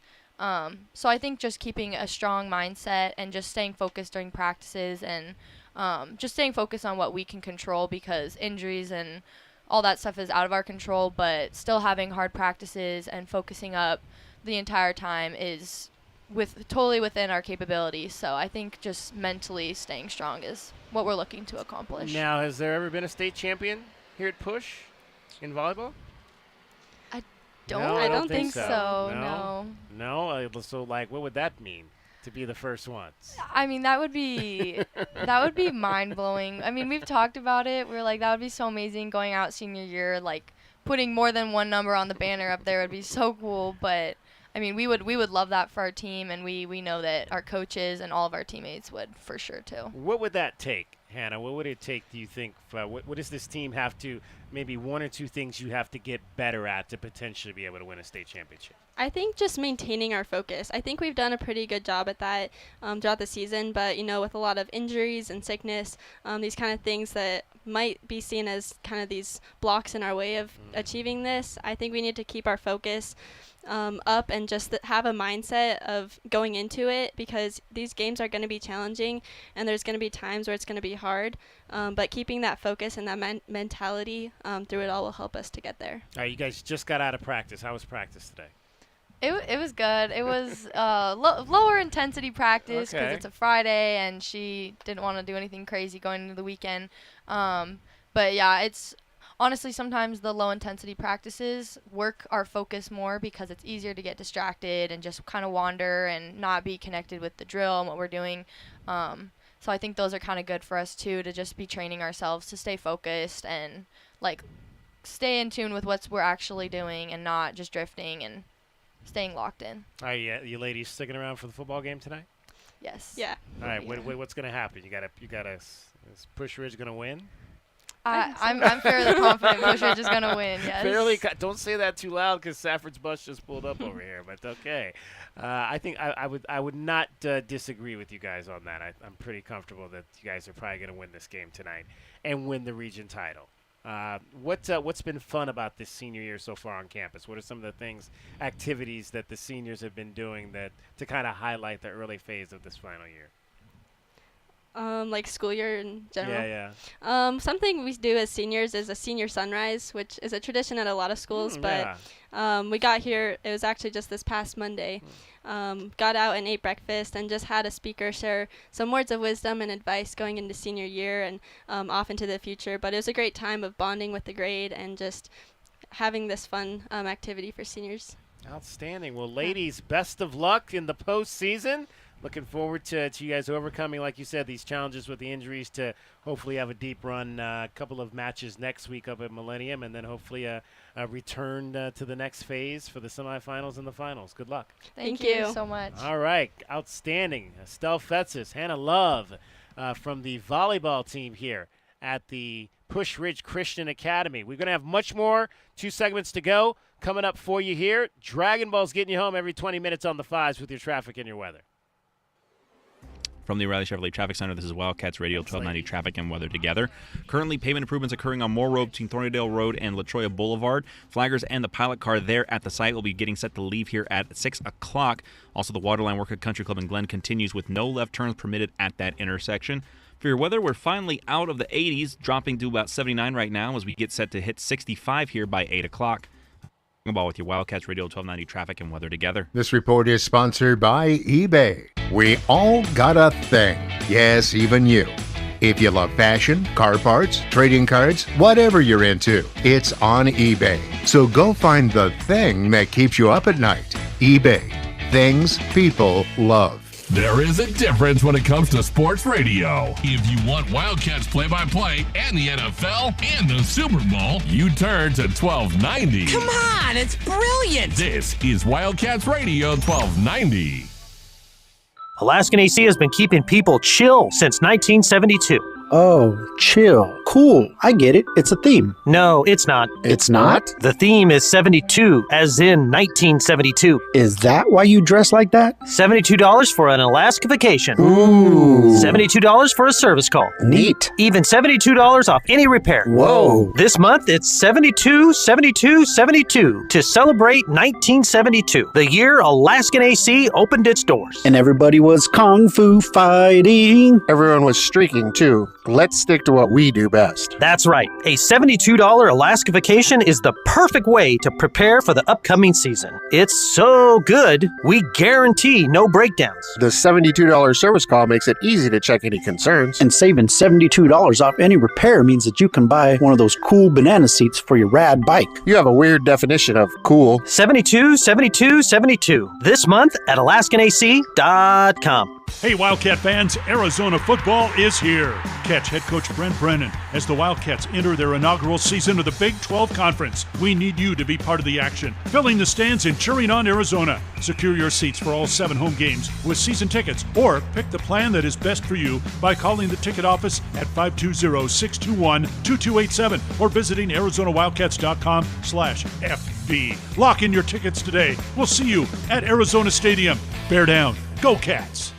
Must qualify for enrollment. Results may vary. We all hear the radio ads about the IRS. They tell you to be afraid, to be scared, and they try to frighten you into calling. I'm not here to do that. Tax Relief Advocates is different. TRA is here to tell you that if you owe money to the IRS, whether it's $5,000, $50,000, or $500,000, we have a solution. It doesn't matter if you're sitting in your car, at work, or with your kids. No matter where you are, call now. 800-575-8695. Don't lose hope. TRA can eliminate or reduce what you owe to the IRS. Generous programs are now available that can give you a fresh start. Our passion is taxes and helping individuals fix their IRS problems. We have over 1,000 5-star reviews on Google and an A+ with the Better Business Bureau. You don't need to be afraid of the IRS any longer. End your tax nightmare today by visiting us online at TRA.com or call 800-575-8695. That's 800-575-8695. Tax Relief Advocates. Real solutions for real people. Hey homeowners, are you ready to chill out and go green? Goodfellas Air Conditioning can help. Introducing our latest lineup of energy-efficient systems featuring the new R32 refrigerant. It's cooler, greener, and better for the planet. You'll enjoy lower energy bills and a smaller carbon footprint. Not a fan of change? Goodfellas has a surplus of reliable R410 systems available. Unsure about what system you have or have questions? Give us a call for a free inspection. Goodfellas Air Conditioning, keeping it cool, keeping it green, and always keeping you comfortable. Remember, you can hear all the action of Arizona men's basketball this season with Brian Jeffries on Amazon's Alexa by saying, Alexa, play Wildcats Radio 1290. The only place to hear Arizona men's basketball is Wildcats Radio 1290. Westwood One presents Today in Women's Sports. The U.S. soccer team kept it rolling with another victory in friendly play, this one coming against Argentina by a final of 3-0. Naomi Girma scored her first 2 international goals to lead the way for the Americans. Girma, who is widely regarded for exceptional defense, was elated to find the back of the net with a header in the 37th minute for the first score in her 42nd career international appearance. The U.S. is now unbeaten in 13 matches.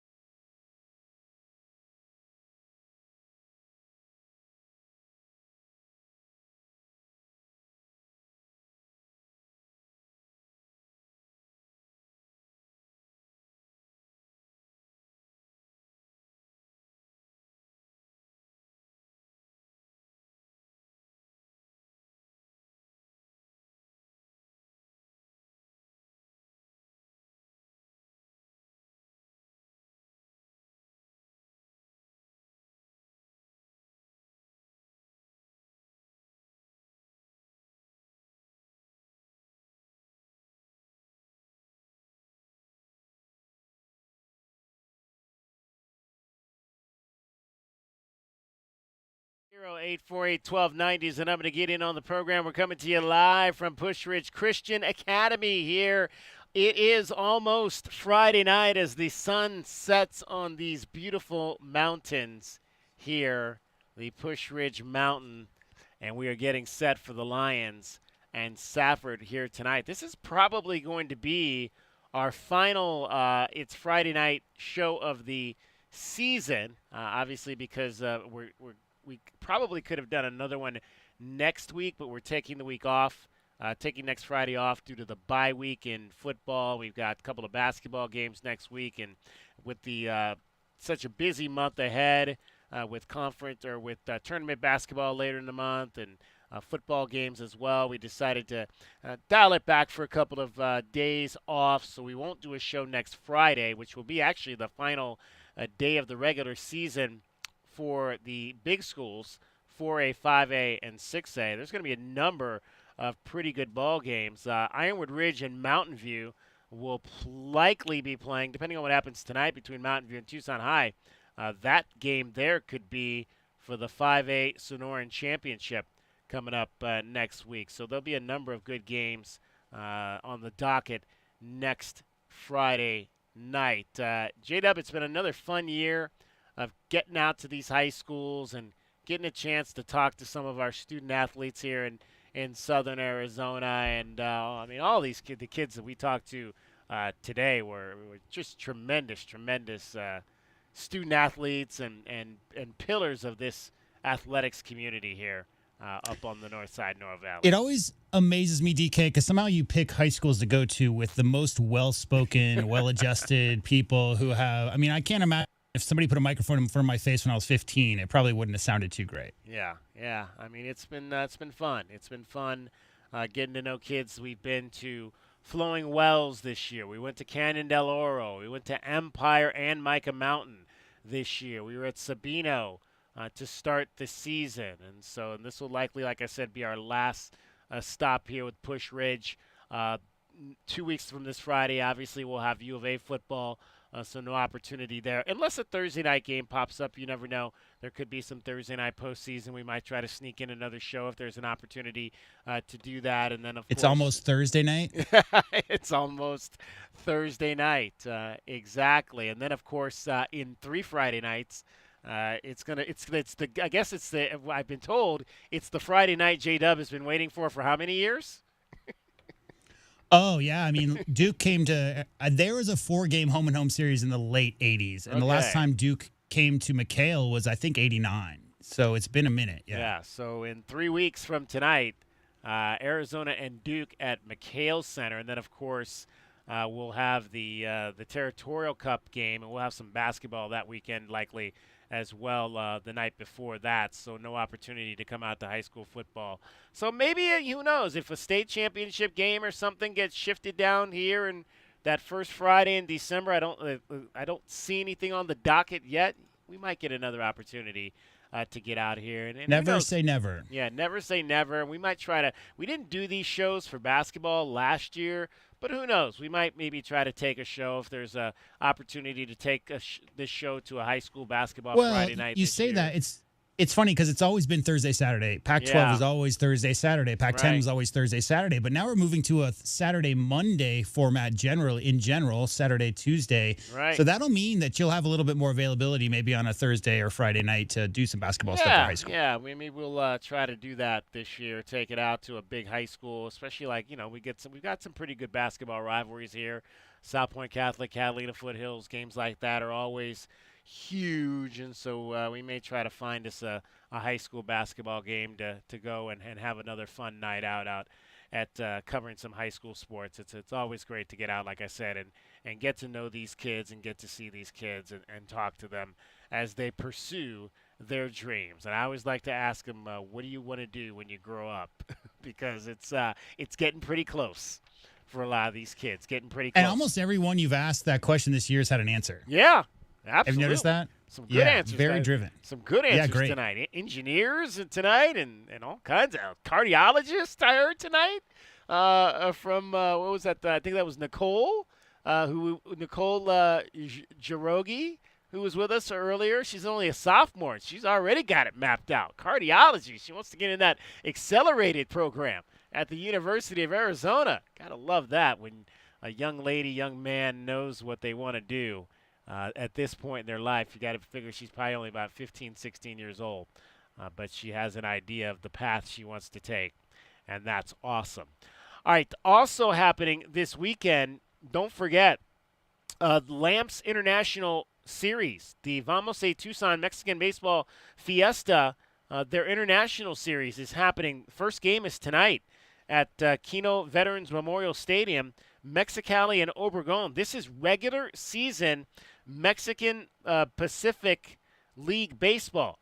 The Mexican Pacific Winter League comes to Tucson for a 3-game series tonight at 7:10, tomorrow night at 6:10, and then Sunday night at 5:10 will be Mexicali versus Obregon.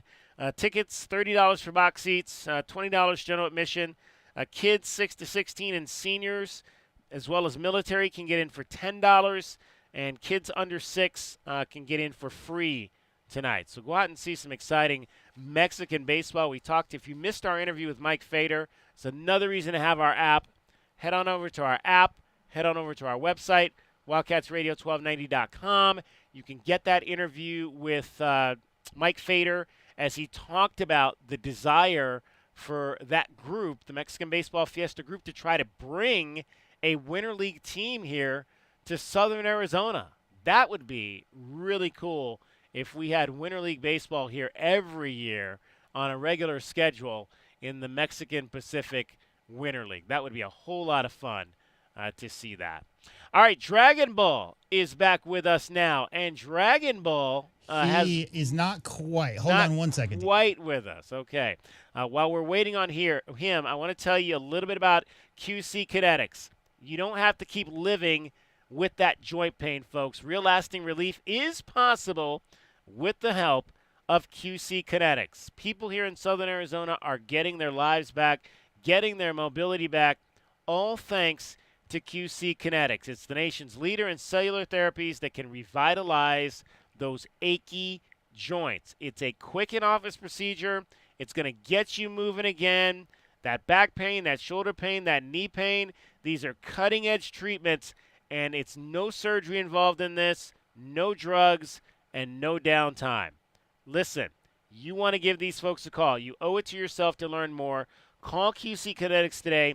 Get that free consultation. 2 locations here in Southern Arizona, one off of Academy, the other off of Orange Grove.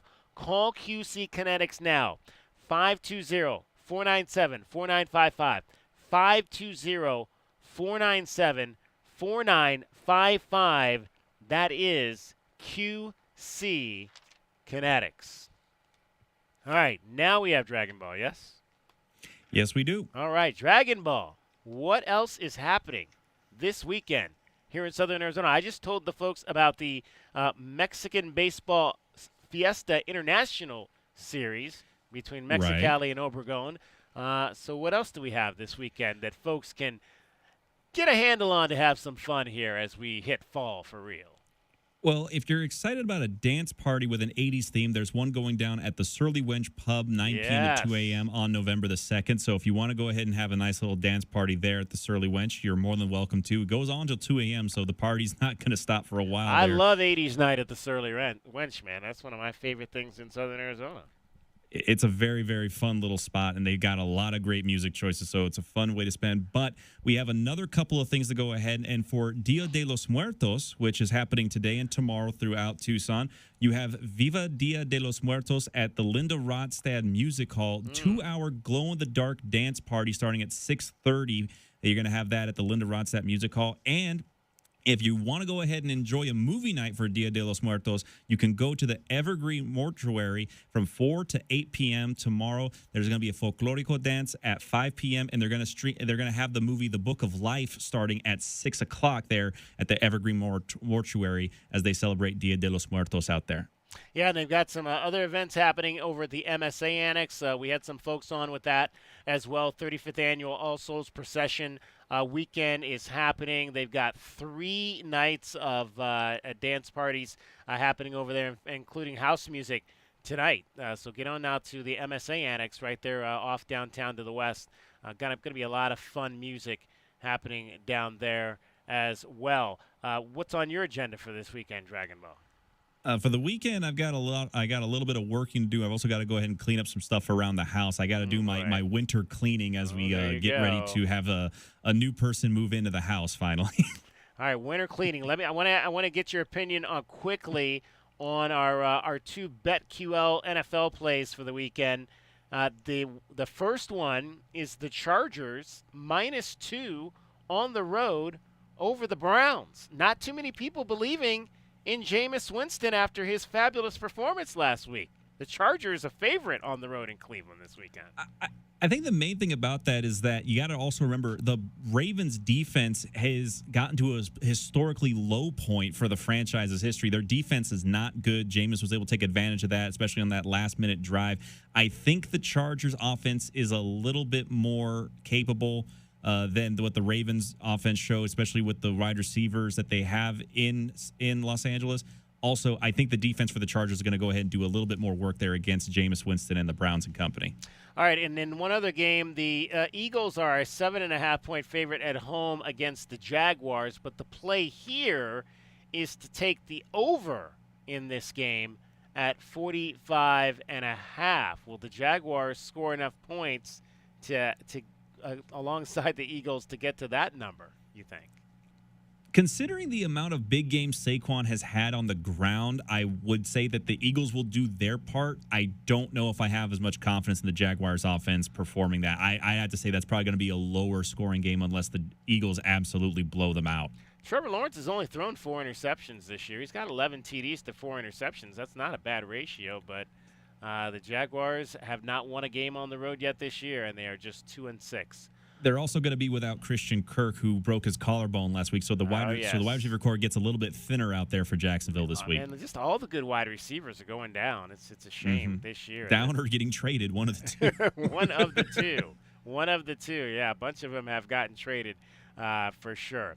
All right, appreciate that Dragon Ball getting you home every 20 minutes on the fives with your traffic and your weather. From the O'Reilly Chevrolet Traffic Center, this is Wildcats Radio 1290 Traffic and Weather Together.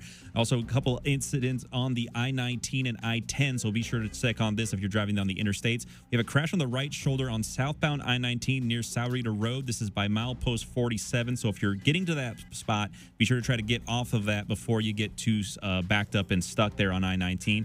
Also, I-10 eastbound, we have a crash near Wentworth Road. This is by milepost 279, causing some major slowing right now on I-10 eastbound. And for your weather right now, we're finally out of the 80s. We're hitting 78 right now. Expect to go ahead and cool to 65 once we get to 8 o'clock tonight. And I'm Dragon Ball with your Wildcats Radio 1290 Traffic and Weather Together. This report is sponsored by Cool Willie's Air and Plumbing. At Cool Willie's Plumbing, they'll help you with drain cleaning, water treatment, sewer repairs, and replacements. Trust the big guy. Contact Tucson's most respected plumbing experts at CoolWillies.com, where they are big enough to help and small enough to care. That's CoolWillies.com. CoolWillies.com. DK on the Sports Tip, 3 to 6 weekdays. It is the weekend. Woo! Peach Mania and the Green Chili Roast tomorrow and Sunday. Green chili, what? Wait, what? Green Chili Roast. They'll roast up the green chilies for you. I'll be there. I know, right? You can buy like a 50-pound burlap sack of chilies. Nothing smells better than green chilies roast. So good, right? I don't know what I'm doing yet for fun this weekend. You're going to the mud pit. I don't think I'm going to the mud pit. Wildcats Radio 1290. Alaskan AC has been keeping people chill since 1972. Oh, chill. Cool. I get it. It's a theme. No, it's not. It's not? The theme is 72, as in 1972. Is that why you dress like that? $72 for an Alaska vacation. Ooh. $72 for a service call. Neat. Even $72 off any repair. Whoa. This month, it's 72, 72, 72 to celebrate 1972, the year Alaskan AC opened its doors. And everybody was kung fu fighting. Everyone was streaking, too. Let's stick to what we do best. That's right. A $72 Alaska vacation is the perfect way to prepare for the upcoming season. It's so good, we guarantee no breakdowns. The $72 service call makes it easy to check any concerns. And saving $72 off any repair means that you can buy one of those cool banana seats for your rad bike. You have a weird definition of cool. 72, 72, 72. This month at AlaskanAC.com. Get your backyard summer ready with a custom pool from First Choice Pools. A backyard oasis built around you. First Choice is a full-service builder of beautiful in-ground pools and backyard designs for years of staycations. If you want to dive in this summer, now is the time to visit TucsonPoolBuilder.com. First Choice Pools for installs, renovation, remodeling, and repair. Get started today at TucsonPoolBuilders.com. Ask about our 60-day pool. To be summer ready, First Choice is the only choice. For 100 years, O'Reilly Chevrolet has been part of the fabric of Tucson, just as our Chevy trucks are part of the fabric of America. With that in mind, we're proud to announce it's officially truck season. And this year we have Motor Trend's Truck of the Year, the all-new Chevy Colorado. Test drive your new Chevy truck on Broadway next to Park Place Mall. Call 747-8000 or check out our entire lineup at O'Reilly.com. Don't miss truck season, going on now at O'Reilly Chevrolet. Together, let's drive. O'Reilly Chevrolet. I'm still going for it, even with higher stroke risk from atrial fibrillation and a regular heartbeat not caused by a heart valve problem. Over a 3-year study, Eliquis apixaban tablets reduced stroke risk better than warfarin, and over 97% of Eliquis patients did not experience a stroke. A first stroke occurred in 2.9% of warfarin patients versus 2.3% of Eliquis patients. Don't stop taking prescription Eliquis without asking your doctor. It may increase your stroke risk. Eliquis can cause serious and in rare cases fatal bleeding. Don't take Eliquis if you have an artificial heart valve, abnormal bleeding, or antiphospholipid syndrome. While taking, you may bruise more easily or take longer for bleeding to stop. A spinal injection while on Eliquis increases risk of blood clots, which may cause paralysis, the inability to move. Get medical help right away for unexpected bleeding, unusual bruising, or tingling, numbness, or muscle weakness. Medications such as aspirin products effects, NSAIDs, SSRIs, SNRIs, and blood thinners may increase bleeding risk. Tell your doctor about all planned medical or dental procedures. Learn more at Eliquis.com or call 1-855-ELIQUIS. Would you know what to do in a poison emergency? Would you know whom to call? Well, the answer is Poison Help. 1-800-222-1222. Poison Help is a 24/7 government hotline staffed by poison experts. It's free to call and available in over 100 languages. Every second counts in a poison emergency. J-Dub. Don't waste it wondering who to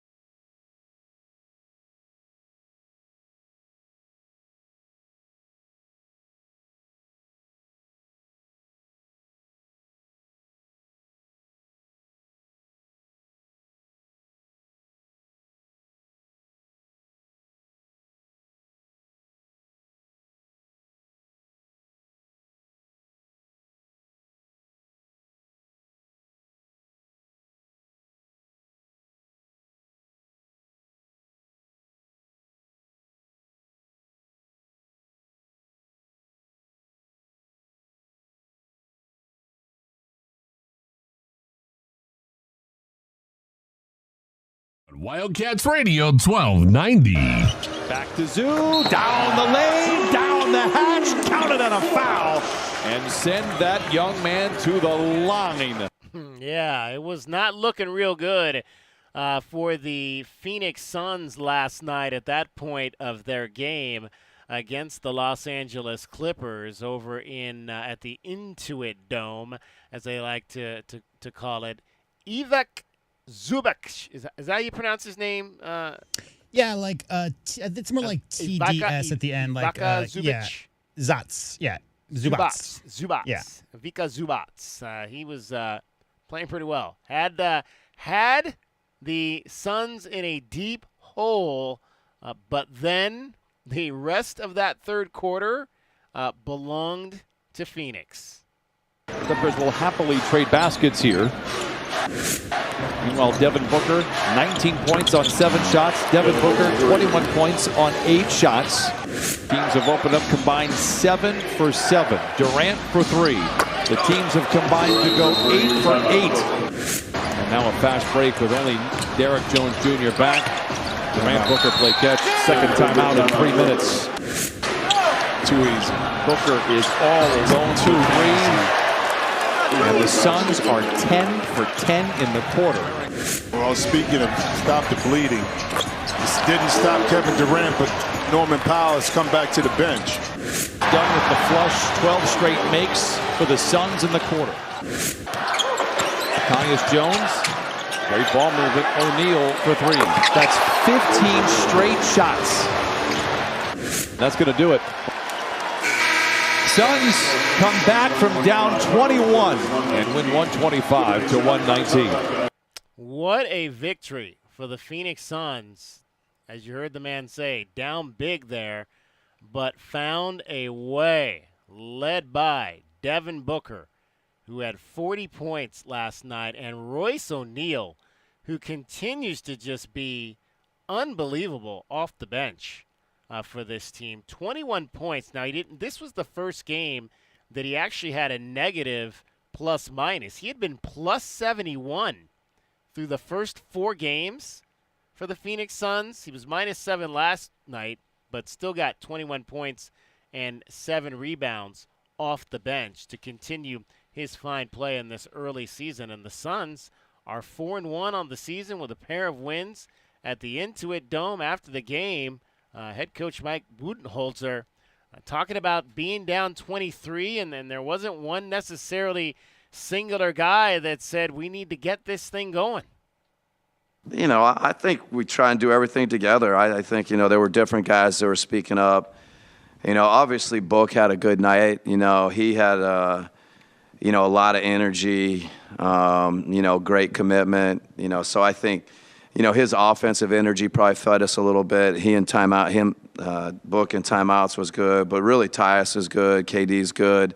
The whole group, it's a group we talk about being together, and when you're down 20, you got to stay together. When you're up, you got to be together. Everything, you got to do it together. And I felt like the guys stayed together when we were down. Phoenix finished the game 18 of 39 from 3, 46%, so they continue to shoot a lot of threes and shooting those threes at a high percentage in this early part of the season. Kevin Durant, 18 points in the game, and afterward, KD talked about the versatility of this team and how this type of versatility can help an NBA club win ball games. I think all the great teams kind of do a little bit of both. Shoot a lot of threes, get through a lot of threes up if they're there, but they still can't keep it inside the three-point line too. So being a versatile team is key. You don't want to just be straight threes or straight mid-range or straight paint. You want to kind of have a versatile team. And I think that's what a lot of teams in the league are doing, crafting their teams with 6'7", 6'8", 6'9" guys that can do multiple things, guards that can play 3 positions, bigs that can play small too. So that's just the way the league's going. You guys closed at 5, worked pretty well, spread them out. You like that lineup? I like all the lineups that we use. The 5, I like when we have a center in there. I mean, we close out that way. I just like that we can mix it up. You know, I think that's key. We don't want to rely on just one set lineup. We want to have different options we can go to. Just like I said, there's so many versatile teams in the league, so we got to be able to match some guys too. All right, so 3 straight wins, 4-1 for the Suns. 3 straight home games coming up starting tomorrow night at the Footprint Center. Portland and DeAndre Ayton comes to town on Saturday night. Then it'll be Philly on Monday, and then it'll be our guy, Pelle Larsson, and the Miami Heat coming in next Wednesday night for a game that'll start at 7 o'clock. We'll have to look and see maybe if we can get Pelle, reach out to the Heat and see if we can get Pelle on the show. He's averaging 2 points per game so far in his early We had him NBA on last career. year, and he told you how much he liked ABBA. You remember that? He did. He's supposed to. ABBA. You have to. You have to love ABBA. Absolutely. All right, let's get you your Desert Diamond Casino replay for today. And now, the best thing you will hear all day. Hachi-machi! It's time for the Wildcat Radio Replay. In case you missed this earlier in the day, we now bring you the best of 1290. It's made possible by Desert Diamond Sportsbook, Arizona's best bet. All right, there's a lot of people out there that are not believing in this Arizona Wildcats football team in this first year under Brent Brennan. And Dwayne Aquina, though, had a history lesson for you this week on how this program was built before and how he believes it can be built again. Well, I guess I've been through this before. You know, I don't know if people remember in 1987 when we first got here, took over for Larry Smith, who was 9-3, went to SC at that time. That was one of the marquee universities back there in the 70s. And we went 4-4-3. I think we just stayed patient. That thing turned around. By the time we were in 89 and 90, that was one of the best football teams. I went through the 1991 season. I don't know if anybody here in 1991? No? Okay, we were 4-7 in 1991. Okay, and that all worked out. 92 was when, because we were young, we were beaten up. A lot of the swarm now were freshmen, Brewski and all. That worked out for us. By 1994, we were a top 10 team. Shut out the University of Miami, and wasn't that close. Dick said, take the air out of the ball. So the fourth quarter, it was already 29-0. Miami crossed the 50-yard line one time. So I think patience, and as you know, 98, we ended up third in the country. We're a top 10 team. So I've been through this before. So I think if we just stay patient, give this staff a chance. We've been dealt some tough cards, and you can't use that, because that's the nature of the game. But this has been a unique year, much like it was 91. That's where we were in 91. Pat Hill did a fantastic job with the offensive linemen. There were at times when we did third down, we just put the trash cans out there because there weren't enough offensive linemen. So you, as a coach, you just be creative. And that's our job, is to not worry about what we got, is just find solutions. The team has stayed together, I think, which is credit to Coach Brennan. We have great practices every week. Nothing has changed from when, expectations were really high. And I would just say be patient and give this staff a chance. That was the Wildcat Radio Replay with the best of the best from 1290. It's brought to you by Desert Diamond Sportsbook, Arizona's best bet. Great words there from one Dwayne Aquina. 12:30 kickoff tomorrow in Orlando, Central Florida and Arizona. Our coverage will begin at 8 a.m. from Corbett's off of 4th. Join us for breakfast with the Wildcats. I'd like to thank all the student athletes from Push Ridge Christian Academy that joined us today. Noel, Nicole, Jacob, Charles, Tyler, Blake, Patrick, Tyler, Kaylee, Lex, all came by to talk about their time here and their athletic fun that they have every week competing for the Lions. Thanks to Saul and Thomas out here on site for helping us out. J-Dub and Dragon Ball back in the studio along with Priscilla. That is our time for tonight because it's almost Friday night. Get out and see some high school football. It is going to be Push Ridge and Safford here with the Lions trying to wrap up the Conference 3A South Region. We'll talk to you bright and early tomorrow morning for Arizona football. I'm David Kelly. You're listening to Wildcats Radio 1290. I listen to ABBA, the Swedish band, of course. Wait, and ABBA? You said ABBA? Yeah. From the O'Reilly Chevrolet Traffic Center, this is Wildcats Radio 1290 Traffic and Weather Together.